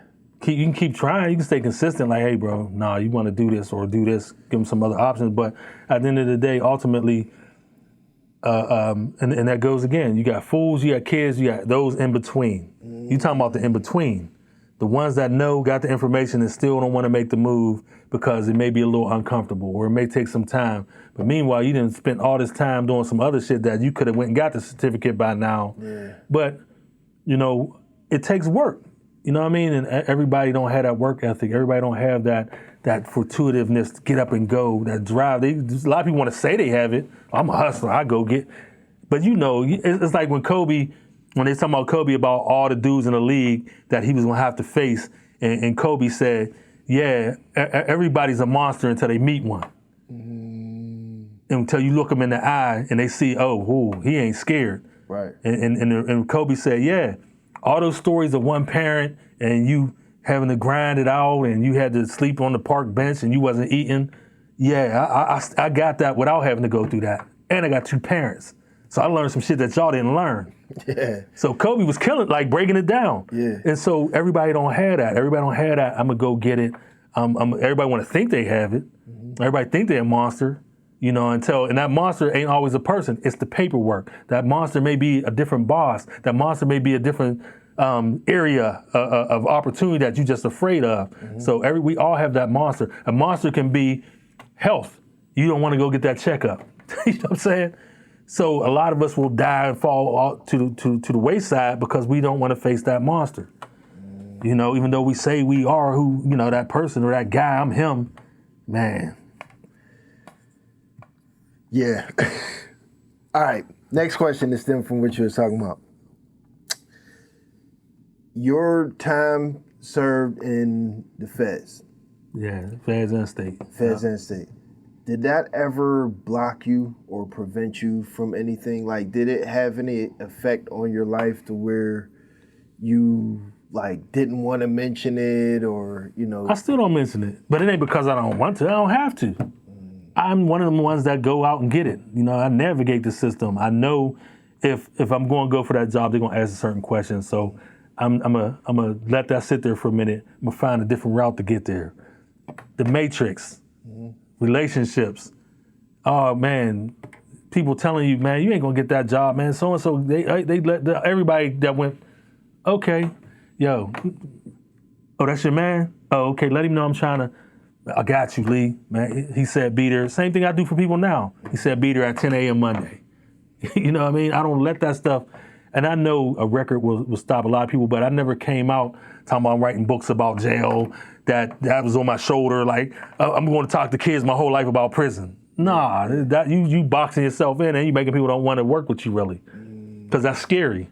You know what I'm saying? Like, it ain't like it's every day that everybody want to talk to a dude that was in prison or think that that's cool. Yeah. Only a certain segment of the population think that that's cool. Interesting. So what I'm gathering from Lee Davis so far in this conversation is just like it's information, almost like teaching me, because I'm definitely learning about social navigation. And you know, we had this matrix of networking, forming relationships to put yourself, you know, in certain positions and have friends and relationships and stuff. But at the same time, there's also the navigating sensitive stuff, not necessarily, look, we ain't going to get into all that or whatever, like, I'm here to make money, money is green, like, you know what I mean? But at the same time, helping people, where all of those conversations, all of those narratives are, again, matrix or interweaved together. Wow. And that's your value. Yeah. All of that is your value, man. You bring value to any room you in, no matter who's in that room. If you got value, people going to understand that, know it, and a lot of times want to pay you for it. Right. You know what I mean? And so, again, I don't take it for granted, man, because everybody has not been able to navigate the system like I have. Some people was in one lane, that's all you know them for. You know what I mean? And God bless them, they've been able to you know, kill it in that lane. I've been able to be in multiple lanes, man, and be okay in all of them. So if this dry up, I know I got this here until this comes back, and vice versa. And those are the things that I try to tell these youngins. You don't have to just be caught up in one thing.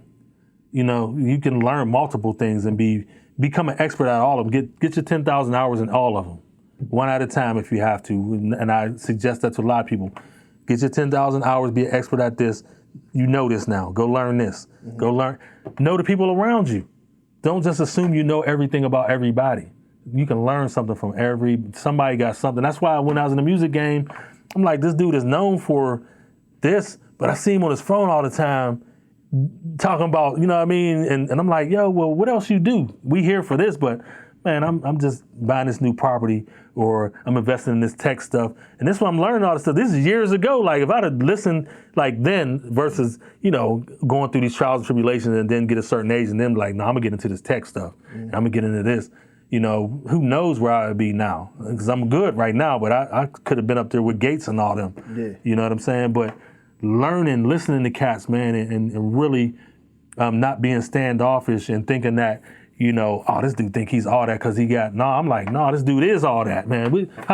You know, when I'm in D.C. and I see the young boys pulling up in them Bentleys, like, I'm asking, like, yo, man, what y'all doing? Yeah, you know what I mean? I'm not just admiring it or hating. Yeah. Man, hey, youngin', like, what y'all doing to get these? Like, this is what we into, you know what I mean? Yeah. And when I say D.C., I was in like my late 20s, early 30s before, you know, before I go in. I'm in my late 20s, but I'm down in D.C. all the time with all the hustlers, and these dudes are showing me one thing, but then I'm seeing these younger cats like, nah, Unc, we ain't doing that. What them dudes is doing, that's them old heads is doing that. But we working with the church to buy this property. We flipping this. Like, wow, the church is involved. That's great. Like everybody thinks y'all hustlers because they're pulling up 3 or 4 deep in these Bentleys outside the club. Meanwhile, y'all church kids, you know what I mean, getting money. Yeah. 18, 19 years old, man, working. I was like, man, this is deep. This is a whole nother like thing I wasn't even thinking about. Huh. Wow. It's crazy what you can learn from folks, man, if you don't just assume something. Just be curious. And ask. Like, don't hate. Just ask a cat. Because you probably, I don't know about, you might not know this, but there's a whole bunch of people in this city that don't know what I do or don't do. Yeah. All they know is that I'm fly all the time. You know what I'm saying? Yeah. Some people may know me for helping the kids, working in the community, and all that stuff. And then some people may just know me for different aspects of business, but they really don't know unless you come sit down with me and be like, oh, so now I get it. I get how all this connects. But if you never sit down with me, you'll just assume, guess, think. Some people think I still hustle, all this stuff. Man, I ain't touched nothing since 9/6, man. Matter of fact, who was it? Somebody I was just speaking to recently, Bees Tarantino. I think her name is Jess Williamson or something. She was talking about something she was trying to do. And the project was like, that's a Lee Davis thing, like head up Lee. And I wasn't sure, or maybe she said like she didn't know you or never spoke to you or something. Right. But I'm like no. But she didn't hit me. Whoever that was didn't hit me. No, because I'd have known. I'm gonna hit her up again. Like, look. I mean, if you talking about real estate, like I'm to the point now, I'm on cruise control. No, this was a community thing, like violence or something. Right. But what I'm saying is that whatever space I'm in, the people around me that I have is so great that it's just a phone call now. You want to organize something? Hey, I'm gonna show you, tell you who to go see to help you organize that. You want to get into the tech space? I got a person that can, help you get into that. I'll tell you some things, but here's the person that you want to get in real estate. Here's the person that you need to talk to. They'll walk you through the whole thing, share of sales, all that.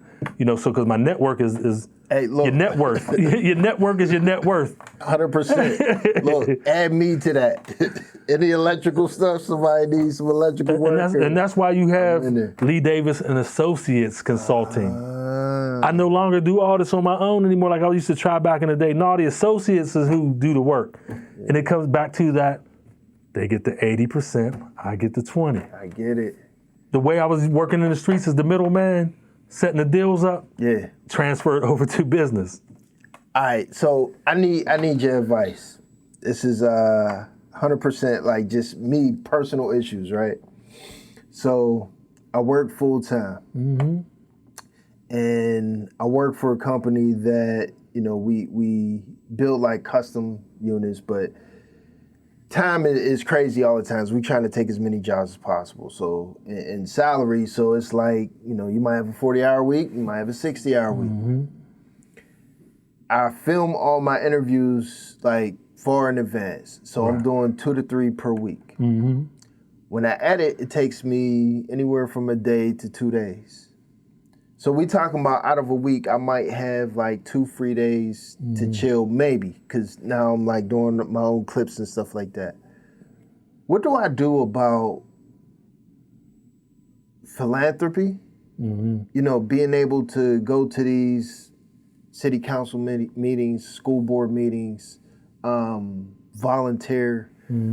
How does a person like me find time to do or give back in that fashion? Is it possible, or do I just need to focus on this? No, well, again, time is the one thing you ain't never gonna get back. So you have to really, for your 24 hours in a day, you need to figure out where can I squeeze in that half hour, that hour, somewhere in my week out of those 24 hours in those days. And it don't gotta be every day. It could be, out of all these hours I have in this week, this 1 hour, I'm gonna go do X, Y, and Z. It ain't got nothing to do with the podcast, ain't got nothing to do with family, or you can have your family involved in that 1 hour of what you're gonna do for the community or these youth. But like with Brett and Devin and all them now, them bringing the kids in on what they got going on is giving them something, is giving back. Because these kids learning a skill, learning a trade, or what have you, in that 1 or 2 hours that they got them out of the week or whenever, and that's giving back. You preparing these kids, and a lot of times this is what they want to do. So by you giving your knowledge, and giving them a skill set that they may want to get into or don't know too much about, but want to do, that's giving back too. So we get creative in how you do that. It ain't always going to the food bank and giving food out or, the things that certain people think is giving back. But knowledge, man, information is the biggest way you could give back, and I'm always a fan of that. Even if you get some interns, like I told you before, hit Point Park up, CMU, or any of these cats that got the interns that need to do this work and want to do, it'll help them, but also it'll help you free up your time. So you ain't editing and doing all this stuff because you can't get it back. Let them do that. Let them learn something, or they already have it, but that gives you some of your time back. That's what, I'll probably hit you up like more offline. It's one of those things where I've never navigated this space before. Like, this is my first time. And there's certain fears of, now it's time to put on the big boy pants, where I say, okay, I am it. This is real business now, right? Right. I'm dealing with real companies, real organizations, and dealing with the school, and there's real paperwork where I'm signing off, okay, I'm doing it. Right. What happens if I do it wrong? What happens if I'm not prepared? You know what I mean? But that's part of life, man. That's part of business. Like if somebody walked I just told you I lost 50,000. I just told you, we messed up Magic Johnson Theater. You know what I mean? There's so many other examples I have where I just did the wrong thing. But that's a part of business. I mean, you can't be afraid to do that. You can't be afraid to get something wrong. Yeah. The thing is that admitting that you're doing it wrong or you don't know, and telling that person or working with the person that believed in you and saying, hey man, I know this kind of went wrong, but let's work through this. Communication is key. Yeah. Once I learned that part of it, like, hey man, I think I might be doing this wrong, man. Well, Lee, I'm glad you're coming back to tell me this, because this is how you can straighten that. Or this may be the way you want to go, because that person didn't want to take the time to do it, so they gave it to you. So in order for them to keep their time, they're going to show you or tell you, yeah, you might want to do it this way so I can get back to doing what I'm doing. Yeah. But I'm glad you came and told me. Because a lot of times cats will go off the left and never tell somebody, and next thing you know, they crash and burn and mess it up for the next person. So I never wanted to be that person either. Yeah. But if I didn't know something and I couldn't find a person that could help me, then I went straight back to the person that put me on, like, yo, man, this might be a little, it can be daunting. It may be a little hard. Let me put you with this person. He can help you, because at the end of the day, we all want to feed our families, and we all want to save our time. Yeah. So everything you're talking about is getting your time back. Yeah. And again, you can't get I'd rather again drive closer to my crib and get the gas for the price that it is versus going way the heck out and getting $2 off. Yeah. I can't get that time back. I'd rather have the quick, I'll pay this price here and go home or do what I got to do versus, man, I'm going to save $2 if I drive 50 miles down. Nah, I'm not getting that time back. I'm cool. I'm going to pay this here. Yeah, I agree. First thing it made me think of is the moment I decided to not work on my vehicles anymore. Like, I want to say I was 20 when I first learned how to change brakes. From there, I worked myself all the way up to rebuilding the engine. That's dope. But it was all out of necessity though. When your car broke down, you got to go to work on Monday. Hey, Mark, I borrowed $200 for these gaskets. You know what I mean? And open up the manual and figure it out. And I hit a point in my life of, middle class, or whatever you want to call it, where I didn't have to do that anymore. And it was like, sure, I could save some money, but that's kind of a waste of time. Like, I don't feel like busting my knuckles up for 4 hours trying to... Listen, somebody's cutting my grass every other day, bro. I don't feel no type of way. I've learned to cut grass. My dad taught me all that. I know how to change tires, but I'm to the point in my life, man. I'm doing okay. Yeah. So I'm gonna help the economy. These guys gonna cut my grass. They gonna get paid. They gonna take care of their family. You know what I mean? I'm gonna take my car to who I need to take it to get done. You know, it don't make you less of a man. I already know all that stuff. I'm doing okay in life right now. I'm blessed to be able to take my car, get my grass cut, all these sort of things. You know what I'm saying? Yeah. I could learn to cut my own hair if I wanted to, right? We could do that. But no, we're gonna go to the barbershop, pay my man. He gonna take care of that. Nah, see. You know what I'm saying? But there's certain things. What I'm saying is that we get to a certain stage in life, and if you're doing okay, it's nothing wrong with letting somebody else take care of certain things, man. Yeah. Like you said, giving back to the economy, but at the same time, freeing your time up. Right. Because would you say that's something that comes with age? Like that makes it a need or a priority to want to spend more time with your family and want to give back to the community? I think it all depends on the person and the situation, and if they can do certain things or not, depending on where they're at in their life. But I think as you start maturing, certain things become less important to you, and certain things become more important to you, because as that clock keep ticking, you start realizing like I'm more going than coming. You know what I'm saying? Yeah. And so that becomes real. And so for me, the past 10 years have been, I'm giving my all to anybody that needs it. I'm not hiding no answers. If I got the information, I'm giving it. You know, sometimes, and I always use the music business because this is so goofy.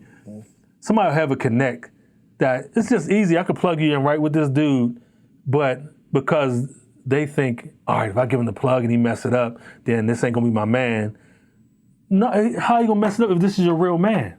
Like if this is who you say he is, this is who y'all are. If he messes up, this is still your man. Yeah. So that means he's either not your man or you just that selfish that you just don't want to help nobody. You know what I'm saying? And that's why I appreciate Johnny, and that goes back to the 90s, because whoever he brought in town, he didn't care that you had the relationship with him. Because he could have been guarding like, no, you can't talk to Puff, you can't get with, you know what I mean? So I met Puff through Johnny. We had a relationship, and life happens. I see Diddy, or they call him Diddy now, but when I knew him with Puff, Howard, all this stuff with D-Dot, all of them, all those days we was doing our thing. And then, he grows, become a man. I put his clothes in our store, Sean John. He does his thing, I do my thing. Then years later, he comes back with the Ciroc stuff. With he testified only, but that's a whole other story. But his man had the Ciroc movement. Yeah. I became one of Pittsburgh's first Ciroc boys. And this is all from good relationships, good money. Diddy helped me make a whole lot of fucking money in the 90s, man. Like, people could say what they want to say about him, who he is now, but that's that man's business. As far as me and him, I was never a fan first. I was always business. I knew his dudes that was moving work. So he knew me as that type of dude, like not no fuckboy. Like, this nigga get money. Like, he with these dudes who feed my machine. Right. So that's how we knew each other. So when he come back around, it was a no-brainer. Yeah, we messing with him. That's my man from Pittsburgh. You know what I'm saying? And so everybody that's shitting on him now, guess what? He coming home. Recently coming home. Yeah. And so, however, he transitioned, get himself together, whatever. All I know is that man helped me feed my family in the 90s, and we made a whole lot of money together, man. So I don't have nothing bad to say about the brother, man. I was at a couple parties, but that's when he was Diddy. I mean, or Puff. Before he became Hollywood, before all the money, you know what I mean, and all that. But, who knows how I was in the room, or like I said, Burt Padell, anybody look his name up, Burt Padell. He was the godfather of the industry. He made all the deals, and we got so cool that he would always say, hey, I'm gonna open this door for you. We're gonna do these, but when you get to this level here, you're gonna have to make a choice on your own, whether you're gonna bend over, you're gonna get on your knees, you're gonna do, or you're gonna stick to, who you are as a person, because the people that usually do that, that's who they are in the beginning. It's just that the money or whatever allowed them to really be. And when I got to that level, a lot of people to this day will say, damn, Lee, why you just leave the game? Like, you just, absolutely, because I got to that part. Had to deal with Universal, had to deal with Warner. So, and this is behind the scenes on production deals or demo deals, all this stuff. So we getting money. And back in the day, and up until, 2026, and I got it like 2016, 2015 when I really was like, I'm done. And then Burt Padell had passed away too after a while, and that was really my protector and my mentor, like my guy. Mm-hmm. And so we get to that point, and I'm like, man, Burt passes away, like I'm done. I don't need this, because we was getting to the point, and I had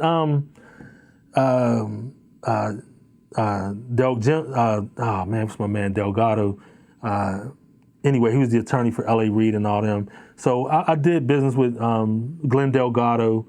Did business with Clive Davis, all them cats, man. Because they all got Pittsburgh connections. But this was after the Comrade stuff. Yeah, it was after that. It was after that. Yeah, because I had something, like I said, I had things brewing. I had things coming. Yeah. That had to fall to the wayside. Then I just started working with just individual artists and doing consulting. And then I got the imprint label deal with Universal, and then with Warner and all that stuff with different artists that I had on the labels. But that's when I knew the game was changing, because the artists didn't want to work hard. They didn't want to do the things that I grew up on, the A&R part of it, all that, and they just wanted to do their own thing. And it was like, you know what? And that door, the Pandora's box was opening, like, you can get all this money, but you're going to have to do this. And I was like, nah, I'm cool. I got enough. Like, I was blessed to be able to have a couple of dollars and be like, I can walk away from this. Yeah. And because I got some other shit going on too now. So, not to dive into it too deep, I'm just curious, is that like a metaphor for you have to do some things that aren't in your character? Right. Damn straight. That's real. Like, people be thinking that's like, if you're on the outside looking in and you reading this, it's either going to be, oh, wow, that's wild as hell, or it's, man, that ain't real. They don't really do that. Yeah. No, that's real. Yeah. There's a lot of cats that I know and that you know that stepped over that threshold and they can't come back. Or you be like my man R, who eventually will come home and say, what's black dude that got killed, man? They called him the Black Godfather. They got a documentary on him. Clarence Avant. If y'all don't know, look that up. Clarence Avant, there's a documentary called The Black Godfather. When Clarence makes all these deals with these different people and R. Kelly says, nah, I'm not doing that. And next thing you know, all these charges come. Yeah. Or you get so high like Diddy, and even though these people have helped you, you got all this money, but now you start turning on them like, nah, I'm going to do it my way now. I'm running this shit. Now all of a sudden you get charges. Yeah. That's so, and people don't be making these connections and stuff like that, but, you know, I be trying to explain it to as best as I can is think about wherever there's a lot of money exchanging hands. I mean, when you talk about like lobbying between the pharmacies and politics, local, like large companies and organizations that are donating to political campaigns and stuff like that. Think about why somebody would get elected at a certain level. Now all of a sudden their song is changing from what it was when they were in their earlier years. Like it works the same way in the music industry when it comes to money and stuff like that. Like when people are funding and driving what you doing, they bought you. Right. And guess what? And they'll let you go so far as long as you playing the game. But if you try to change that tune along the way and you know that they didn't not just took care of you, but put you on a level to make it think like you did it on your own, and then you say, nah, I'm gonna expose y'all, or I'm gonna say something against the hand that put me there. They'll freeze you out, they'll starve you out, they'll kill first, and this is throughout history. First thing they do is attempt to get your money. Then they assassinate your character, and it goes from there. So if you know any celebrity, white or black, that ever took a crazy downfall, started with their character assassination or something interrupted their money. Would you call this like a metaphor for when people say like the industry or Satan worshipers? Yeah, now that part of it, I don't really get into that. I don't know too much about that. I only know what, it could be a metaphor, but worshiping of money, period. Yeah. You should never do that. So if the devil could be whatever you want it to be. Right. It could be women, it could be money, it could be drugs, you know what I'm saying? Yeah. So in my mind, I never looked at the devil as this dude with a red pitchfork, red dude. No, the devil is whatever you addicted to that can bring you down. Okay, just to clarify the question. Right. Me personally, my experience in the industry, I've never seen no dudes in cloaks, you know, Right. drinking out of the same cup Right. with candles and shit like Right. that. Like I've never seen some cult Right. satanic worship type stuff. And anytime someone speaks on, you know, satanic worship or something, I always take it like it's some type of analogy. Right. Like when they like,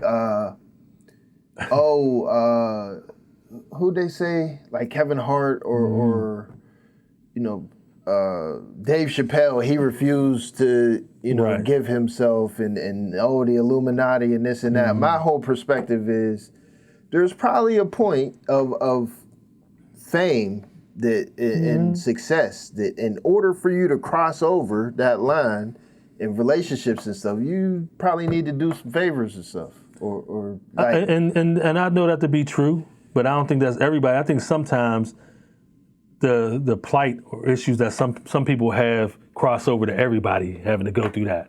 So, you know, Kevin Hart making it or Jay making it to a certain level, all of a sudden got to be the clan, not the clan, but it got to be a cult. Somebody it got to be, helped them. Yeah. Meanwhile, them dudes just worked the system, navigated it, made great deals, Right. sold a couple people out probably along the way. I don't know, but all this stuff happened with them being able to navigate a system and make the right plays or be put in rooms because of their talent and their gift, being put in a room that allowed them to get into something else.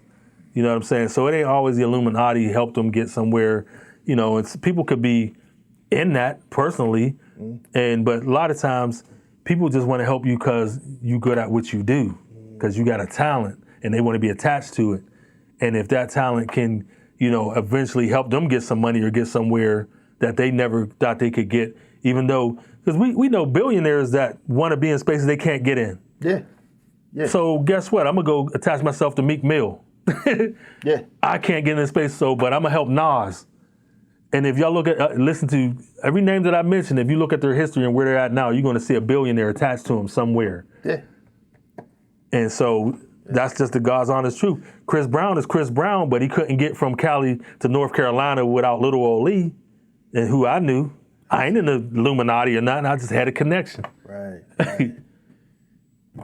So, staying along the same trend, are gatekeepers real I think that on a local level? Nah, heck no. Anybody here got power to be a gatekeeper? Yeah. These dudes barely got enough money to get a studio. You know what I'm saying? So when Cass be saying somebody gatekeeping, stop it, man. Like none of these dudes could even hire their mama if the mom needed a job. So no, you're not a gatekeeper, bro. Even if you wanted to, and there's nobody that I know around that's a gatekeeper. If did you hear about the situation with the draft with B. Marshall, where like I guess he got his own personal issues, whatever experience Right. is going on with him, but in general, him saying, you know, I'm bringing these performers in. There is a big stage here, but I'm not reaching out to or The we're not local doing artist. the local artist thing. Yeah, is that gatekeeping, or I guess. It's his business. Yeah. If he's running a business, he's putting this together, he can have who he want on the stage. Just like Black Family Reunion. Everybody didn't get on that stage. Right. It wasn't gatekeeping. I just went with who I liked and who I thought was the best at the time. You know what I mean? Now, this is a free will economy. This is a free world, so to speak. Start your own. Go do something. If you want to really be on stage, go create it. Go do it. Yeah. Or whatever. But I believe that if you own the process or you own the venue or you do certain things, everybody's not going to get on that stage. Everybody, whether you think you have the right or not, even if I did say, Kalaj, man, I'm taking you, there's always going to be somebody, why him? Why he get to go? I got 50,000 streams out here. Yeah. Man, I've been doing this since 1982. You know what I'm saying? Like, there's always going to be that. So, again, certain hills I'm not going to die on. I could care less about that. B, put somebody on, he don't put them on. You know what I mean? Like, for me personally, there's so much other shit going on in the world and in my household that I got to handle that ain't one of the things that I'm going to fight for. I didn't care the draft was coming or not. You know what? I rented my office out. Somebody wanted to use my office for something with the NFL, cool. Because sometimes you got to get in the industry or deal with the industry around the industry. Okay, somebody said, all right, the draft is coming. We didn't stand in line for the draft. I know people didn't stand in the draft, but Jeezy still came. Somebody made a bunch of money off the G's. It had nothing to do with the draft. They just took advantage of the draft being here. Right. So the industry around the industry, I know people had car service, killed it. That was black. Yeah. So when people say, man, the NFL didn't like black people, I don't care like that they like black people or not. I know if I want to get into something, I can make a killing around what they're bringing here. That's a good point. I feel like that ties into one of the narratives I've been trying to push off on people, which is like always stay curious, always stay ambitious, but creative in how you navigate. You know what I mean? Like don't take no for an answer. Like if you want something, sit down, do some research, be creative, figure out a way to turn left and, what I mean, go around it. What would you say is the biggest issue or maybe like a top issue with, let's go with average local artists in the city? Wow.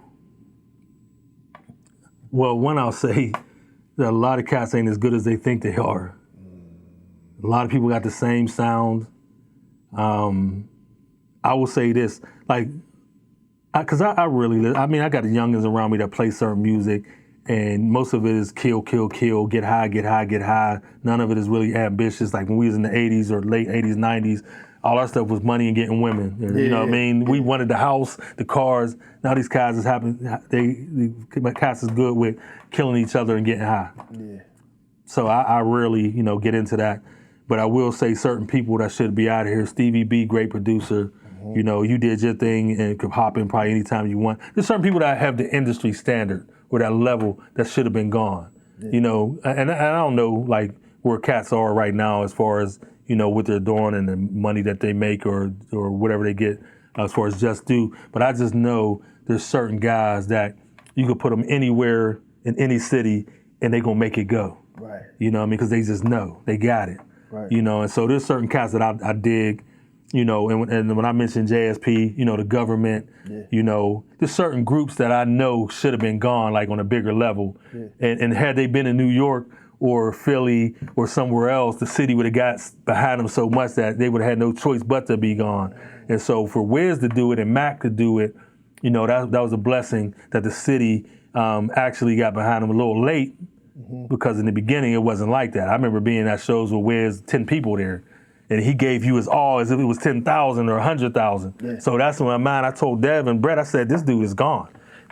Even Mac, his talent, he's rapping in the office. I said, this dude got it. Like, there's certain people I knew that had it, There's a correlation. I'm literally seeing, like, all the stories that we hear about Wiz, how like he was performing in the city and no one would show up, but he would go out in the suburbs or something with packed events. But hold on, let me dive into that because I'm going to be saying this. And again, there's footage. Like anything I'm talking about, I can bring the paperwork, I can show you video. This is when I knew Wiz was gone, not just how he was in the office. Got him for Black Family Reunion. Everybody was saying, why you get Wiz and he's not going to. Now, This is a 2 or 3 year process. We get S Money, Boaz, the government, they perform 1 year. We get, and I can send you the list because I still got the set list. But Mac was hot. There was so many people that was coming up. Like I said, that end of that beginning of 2000s, there was so many great rappers and artists in that era that we should have took off as Pittsburgh in that era. And I don't know if we're gonna get that back again. But Wiz wasn't really on the radar with them dudes. Everybody was liking everybody just name. And Wiz came the first year, it was, he showed up. But the second time he came, to see all those black kids and they chased him off stage and pulled his pants, I said, he's a superstar. I've never seen any black kids in Pittsburgh chase a guy off stage and try to grab him and get his autograph. And when that happened, because there's video of it. Was that after was it Pittsburgh Sound or like Say Yeah? I can't remember what song he had out, but it definitely wasn't no Black and Yellow. It was before that. Yeah, you remember what year it was? Man, it's on the video. I can't remember. I'm terrible with dates, but luckily it's on the YouTube video. If you say Wiz Khalifa Black Family Reunion, we can pull it up later. Yeah, you can pull it up later. But you'll see the kids going crazy. And the reason why I say he's going to be a star because it was black kids. To your point, they was always saying white folks liked him. Or he was, when I seen these black kids and they chased him up on stage, jumped on stage and started grabbing him and screaming, I said, that's some Elvis moment type shit right there, man. You don't see that in Pittsburgh often. And I haven't seen it since. You haven't been to a concert where kids going crazy and chasing people. Over somebody local? No. Nah. Not at all. First time I ever seen that. And the last. Now, some people may have come, we might have a stunt or two fly, some cats that, but it wasn't to that level though. I seen, he had to run across the street. It was crazy. Like hysteria, like like little Bow Wow or Lil Zane was. That type of thing. Prime. Not at all. Yeah. And so when I seen that, I told everybody around me, I said, he's going to be a superstar. That's crazy. So what I was going to mention with this podcast, since I had my recent, we'll say like baby viral moments. This whole time, now you've been around following since the very beginning, right? I've been posting clip after clip, average of 5 clips a day. All my friends, all my family, peers, inboxing it to people. Hey, check this out. Yeah. Nobody said anything. Nobody would share anything. I mean, I've had regulars, like supporters. But outside of that, most people weren't sharing or liking or anything like that. I get one clip to catch on. We up to 300,000 views on this one clip. Now all of a sudden, everybody's following me. Right. Everybody's responding to you my have inbox. you have every politician watching you now. Yeah. You have anybody that you can name who is somebody in the state of Pennsylvania and outside is looking at your podcast without you even knowing it. Wow. Because people were mentioning it to me, and I'm like, because now what's so crazy is everybody that I shared it with is now clicking on it saying, you know how on Facebook it says, whatever you shared with so-and-so is now looking at the Kalaj Dame, whatever the wording is. Yeah. So it lets me know that somebody now has clicked on the link to join the podcast that I sent to them. Yeah. So now it's one after another, like so-and-so now is a member of this Kalaj Dame Podcast. Yeah. So I'm like, all right, everybody's watching. But then the conversations is, because it was controversial, and anytime you talk about Black Pittsburgh and economics or anything racial, it's going to take off, because that's the city we are. Yeah. Black or white, anything you mention about that is going to take off. Yeah. And so that just was proof of it. Yeah. But within that, shit, if people watching and coming on and seeing other stuff, learning, hey, it's a good thing. You want that viral moment. I do. It's one of those things. It's like I'm learning how and what to give to maintain it. That's why I sent you that link. And I'm trying to understand, because I know there you have to walk a line. Like there's certain types of things that I know will go viral, but they don't fit in my brand. Right. So, just because somebody says something a certain way or something like that, it's like, well, if I keep pushing this line of craziness. Yes, you'll become Maury. Yeah, exactly. People just know you for crazy women coming on talking about I'm pregnant by 6 guys. And it becomes a clown show. Exactly. You know what I mean? But so yeah, stick to your guns, man, and keep doing what you're doing. And of course, probably by now people calling you to be on the show or want to say certain things and all this. But yeah, you gotta, again, you gotta vet, to the best of your ability to keep your brand tight. Because people fuck with any business you get in, and I tell people this all the time. I'm not all in these businesses because, I'm just a cool dude. It's because my personal brand. People fuck with me, so they want to fuck with whatever I got going on. Yeah. And that's how I'm with everybody. Like, I'm not just kicking it with this dude because, no, I like him. So I'm going to invest in that. I like this little dude's idea. This young lady got something because she's a solid person. I'm going to invest in that or give her a door to walk through that, however it looks. But yeah, and this is what I teach us to kids when I speak at colleges. I teach personal branding. Everything starts with you. Everybody mess with you based on who you are. And that's the truth. Wow. There's so much more that I want to learn. If I could be a fly on the wall in the rooms that you walk in, just to watch, listen, and understand, I think that's probably one of the main things I want to get across to the audience, because a lot of people watching this won't get a chance to meet Lee Davis in person. Right. Like people all over the world possibly. But just for them. Like if you have a person like this, just like stay around, because I'm sure you got a person in your life that's like, I want to. You gotta have that. That's why I told you earlier. I said I still got mentors to this day that nobody will ever meet. Matter of fact, one of them just passed away. Rest in peace, Mr. Bob Woodson. Was the advisor to the last probably 5 or 6 presidents in the White House. You know what I mean? Wow. And I had a front row seat to this guy. I call him anytime, and I actually introduced some of my mentees to him, who he has helped. You know what I mean? But any door I needed to open, anybody I needed to meet, he was always there, give me good advice. And so we got to keep those type of cats around us. And that's just one of them. I've been blessed to have many. You know, Mr. Nate Smith, you know, if anybody, and I want everybody to look these names up that I'm saying because they're part of history. Mr. Nate Smith was the one that completely changed the construction industry in not just Pittsburgh, but the country, as far as blacks getting jobs and tied to you being an electrician. Like without him, we don't have these opportunities. He opened that door up, you know, and brought the whole world to Pittsburgh to talk about these things. So having guys like that, having uncles and aunts and all these people that just poured into me, man, and to this day, you know, I'm there filming a documentary about me and the work I'm doing. And this morning I'm outside filming in front of the building. Who comes walking up the street? My aunt and my mom.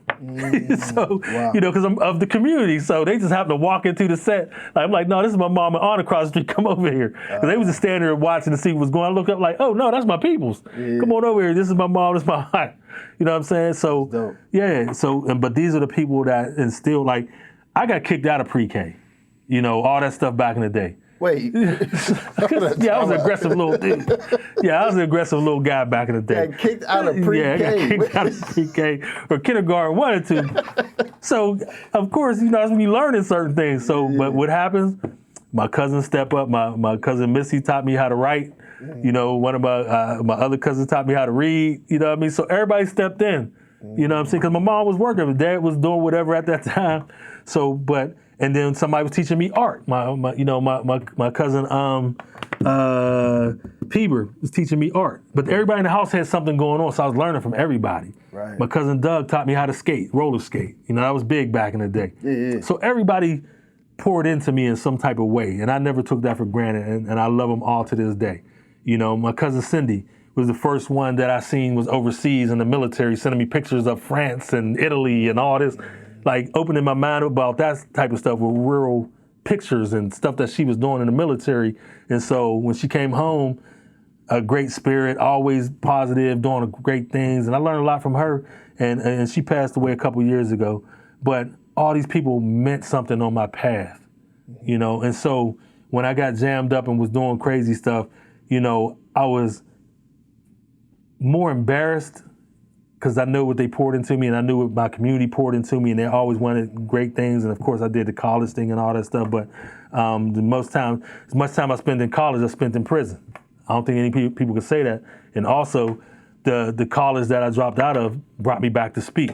And the prison that I was in brought me back to speak. You know what I mean? Wow. Not too many people have those experiences. Right. You know what I mean? But when you build yourself up, man, you build your personal brand, you do the right things, you stay consistent, help who you can, the universe will always look out for you, you know? And so I wholeheartedly believe that.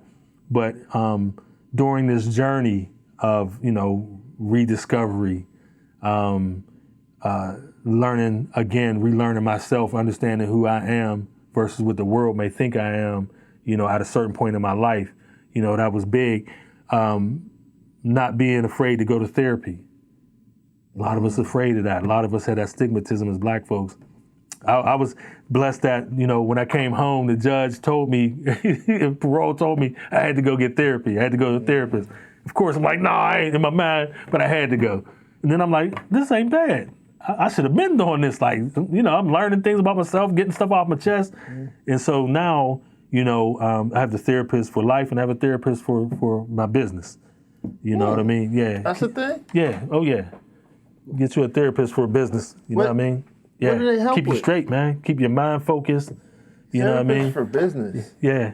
Look it up. Anybody here? If you heavy in the business scene, go get you a therapist for just the business side. And you like navigate what? Like dealing with people and staff and making decisions? All of that. All of that. And taking on the personalities of different people. Taking off one hat, putting on another hat. I had something similar that sounds like that.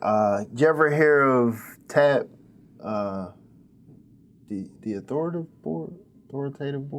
The authority board? It's something. TAB meeting. Basically, it's like a leadership training where you go, it's like once a month, and a bunch of like business owners, managers, supervisors and stuff, and we all just talk about different things like DISC assessment and, you know, managing people underneath us. And we like mention our situations and everybody join in and, oh yeah, in that situation I had, it compares like this.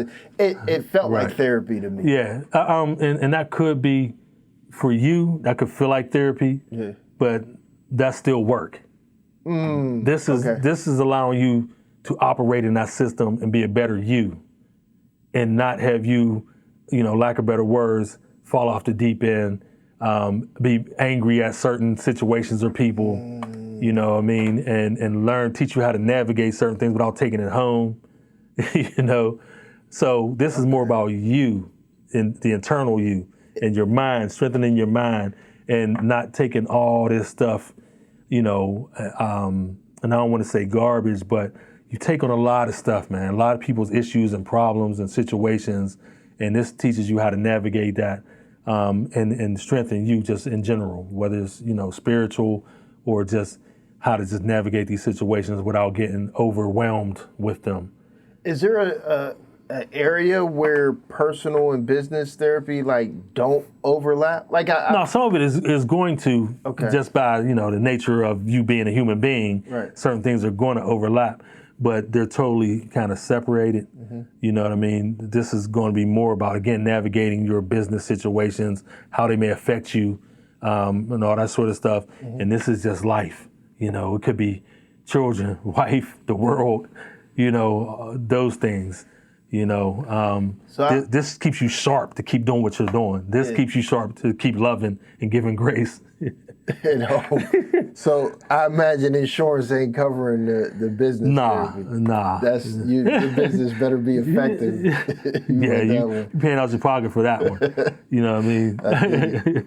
We'll see about that in a couple of years, man. Yeah, well, no, I mean, look into it though, research it. You know what I'm saying? Like it'll have you being on the optimal level, understanding concepts clearer, the way people move better, you know what I'm saying, and why folks. Is this like a therapist or is this like a business person? No, this is a licensed therapist that just deals with the business part of you. So they not helping you make business moves, they helping you to deal with. No, it ain't about making business moves. It's about you being okay, going into those spaces, not tripping out, not thinking you're going to be overwhelmed with all the stuff that's coming at you. Because I'm in 7 different businesses that I actually own. Yeah. Not saying the stuff that I'm invested in that people deal with that I kind of sit in a meeting and hear, but I have to, if you had a problem at home or something ain't going right in our system somewhere, I have to deal with that with you or a group. I don't want to take that home with me. I don't want that to overwhelm me. I want to be able to think clearly and walk myself and you through this if I have to. I think I get it. I had 2 issues. A member of my staff that, we button heads, and I'm sitting down talking to my wife about it, but I'm mad, frustrated. And then in full transparency, dealing with this viral stuff, I'm not an outside guy. I'm an introvert. Right. I don't like to be around people and deal with people. This shit kind of gave me anxiety to You can't read the comments, man. I mean, it's a mixture of, it's not necessarily the comments, but more so that I'm getting a lot of comments. So it's 1,000 things all at once. It's this many people now know who you are. This many people have the opportunity to see you and know who you are out in public without you having any idea that they even exist. Right.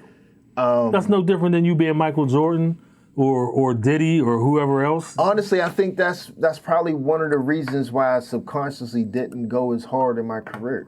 Just simply because I'm not a crowd person. I don't like the idea of fame. I don't like the idea of being around people I don't trust and I don't even know you. I don't know what you look like and I can't trust you.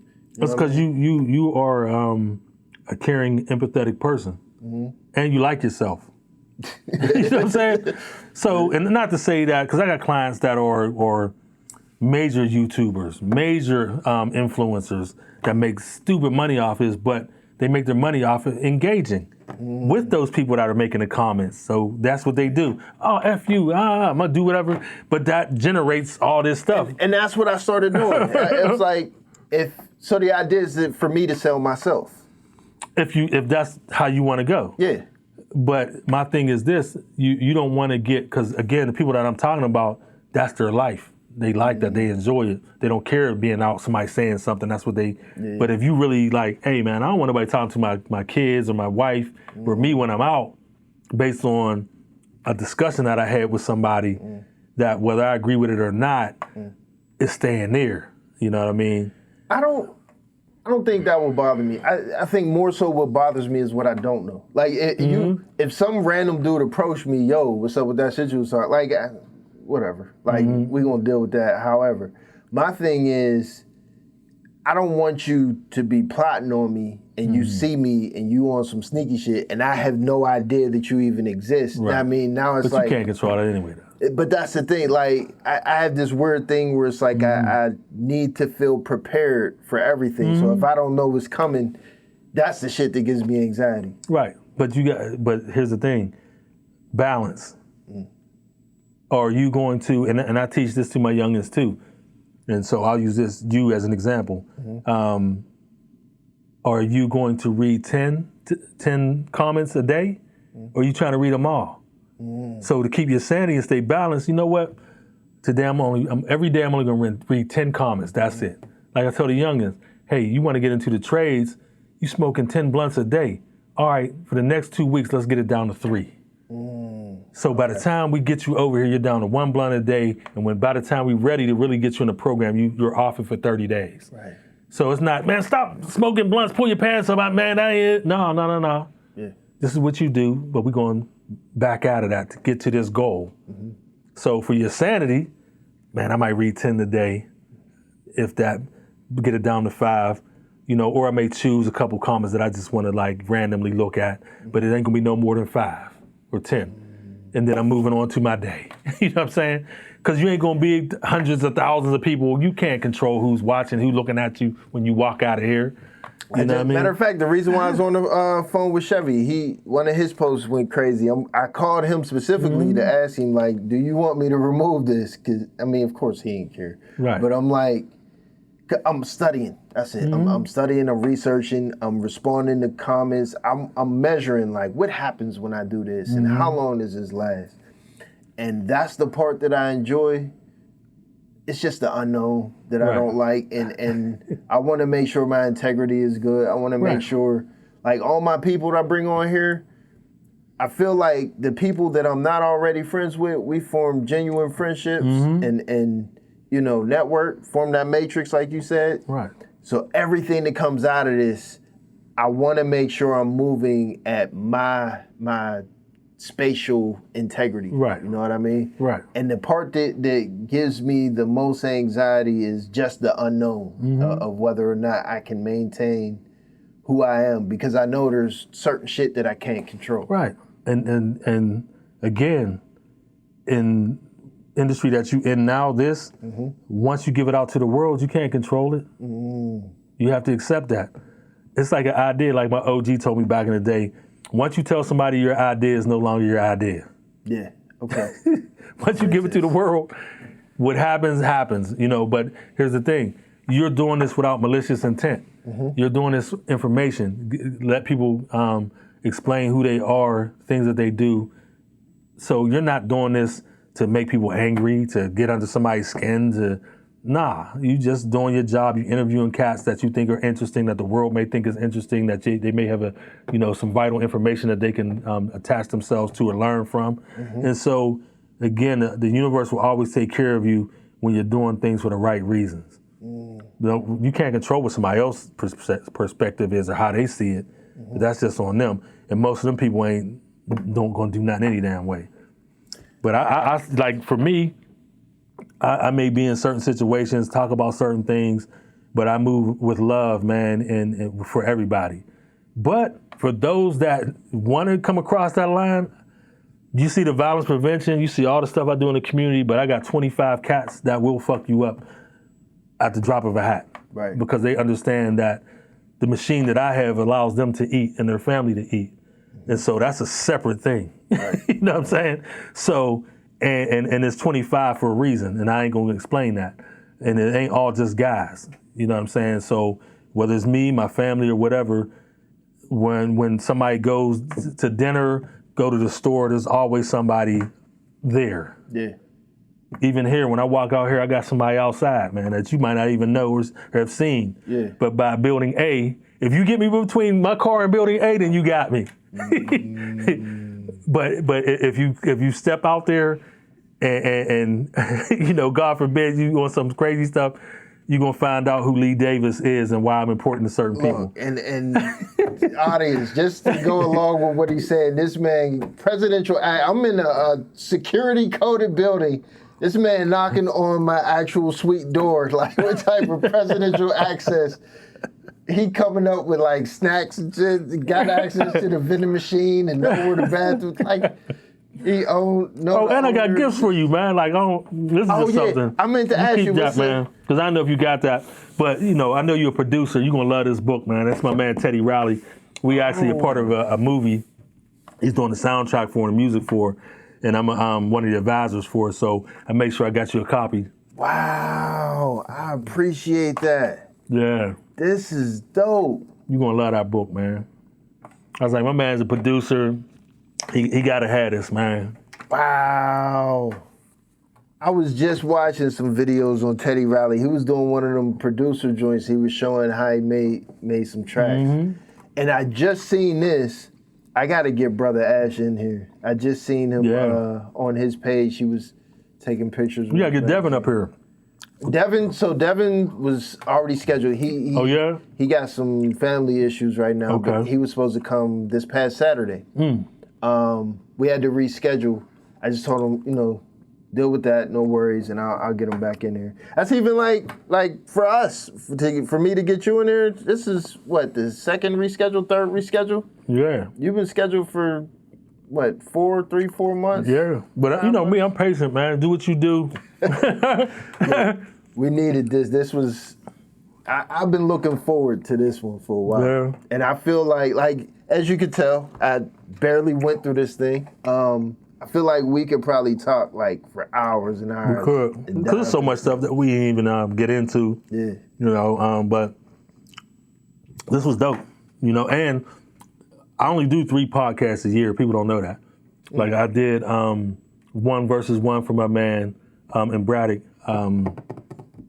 That's a shame. I don't want to use his government name. Streets. He has a podcast 1v1.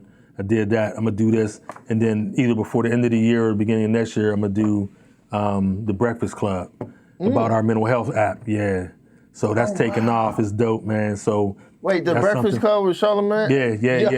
Me and my partner's gonna be on there. We were scheduled to go, but we ain't ready yet. Like we still been working on this app and getting it into schools and getting it into certain avenues. But we gonna be on the Breakfast Club, and we're gonna shock the world, man. But this mental health app that we got is so dope, man. Yeah. You know, it's so innovative and creative, and nobody's seen nothing like this. You know, we got it developed in Silicon Valley with some of the greatest tech guys in the world, and now it's doing its thing, man. Wow. Yeah. That's dope. You feel like we covered everything? Is there anything? No, we good, man. We good. For me, you know, I'm like the ghost of the city. I'm probably the most unknown, well-known person in the city. Yeah, I give you that. Okay, last question for you. Mm-hmm. Do you feel you're successful? Man, I'm beyond successful. All these dudes be on here shy. Well, I'm beyond successful, bro. Like, not just in my mind, but again, I have the evidence to show you I'm beyond successful. Yeah. So even these young cats, I show them like, this could be you. You stay consistent, find your lane, man, become proficient at it, and love it at the same time. You know what I'm saying? If you can love what you do, and this is no, you know, people always say, man, if you love what you do and you want to go to work every day, like, man, that's me for real. Like, I can't wait to get up. And like I said, I get up at like 4:30 every morning. And sometimes I'm talking to cats over in China. Sometimes I'm talking to dudes in Australia or wherever in the world, man, working on things. You know what I'm saying? Mm-hmm. And I will say this when we talk about the matrix, because this is something that's important for people to know. Like, you remember when COVID came, right? Mm-hmm. And if anybody remembers, our president said that there was no more masks left. Nobody could get any more masks. There was no mask to be had. Well, I had a connection that told me, nah, we can get you some masks. And this was from overseas. And we ended up getting, I think we sent 30,000 masks to UPMC Children's Hospital. Wow. And then we got another 15 that we took and did it on the ground for people in all the black communities. You know what I mean? Because we know that as far as health-wise, they were getting hit the hardest. Yeah. So we made sure that those masks went to those folks and went to the babies up in Children's Hospital. And so I say that to say, connections, relationships are everything, you know, and you never know when you're gonna need them. And that was a time when, you know, our country was going crazy, like there's no more masks, and somebody, you know, president online or on TV saying this. And I was like, hold on, let me make a call to my man and see, and called him, and he was like, no, I can get you those masks, those ones that everybody says out. And he also got me the machines to spray people's houses. We created a company from that. Wow. You know what I mean? Because there was nobody that was having those iodized machines that killed all the germs. Yeah. So we was ahead of the game on that, and we started a company, and I ended up selling part of the company to somebody. And but this is how this thing works. You know what I'm saying? So relationships. I've never burned bridges, man. I've always respected everybody. I don't hide answers. If I have the answer, I'll get it. Or if I don't know it, I'll get somebody that do know it. And so that's just how I've been living my life, man. Wow. Speechless. That normally I would have some level of pushback, like, but no, I 100,000% agree. Like, if you would have said, no, I'm still trying to reach and grind, I wouldn't have let you walk out of here thinking that at all. Thank you very much for the gifts. Thank you for coming. Thank you just in general for being a friend and everything that you are to the community. And shoot, I've learned so much from you just in, I want to say short amount of time, but it's been at least 10, time 15, blew by, man. I don't know, a decent number of years. Right. But yeah, keep on. I appreciate you, man. Man, likewise, man. Definitely. Peace and blessings. Absolutely. My man. You know what it is, the play cousin right here, Mr. Lee Davis. Man. I'm Kalaj Dame. Listen, one for all for one. That's it right there. See y'all next time.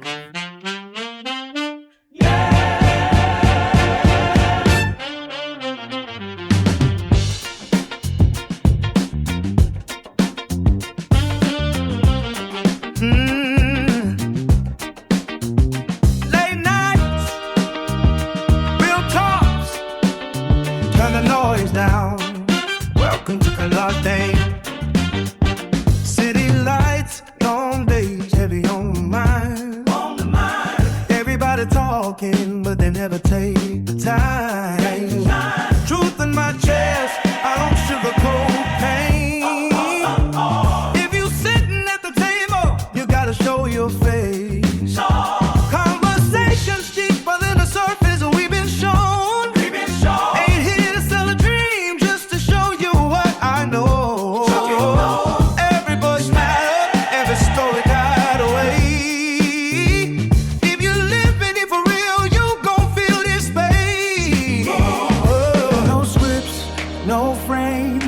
Heart and time. If you listen close, you might change your mind. We don't argue just to win debates. We just shine a light where they hide the gray. It's the Kalaj Dame Podcast, where the real don't gotta broadcast. Every truth gotta pass. Every voice got a lane. It's the Kalaj Dame Podcast.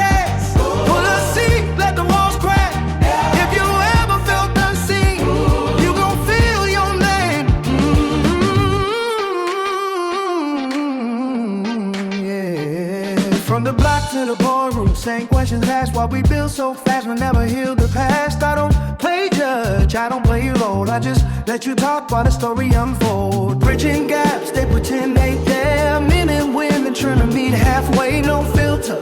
But respect stay intact. If it hit too close, that's a personal fact.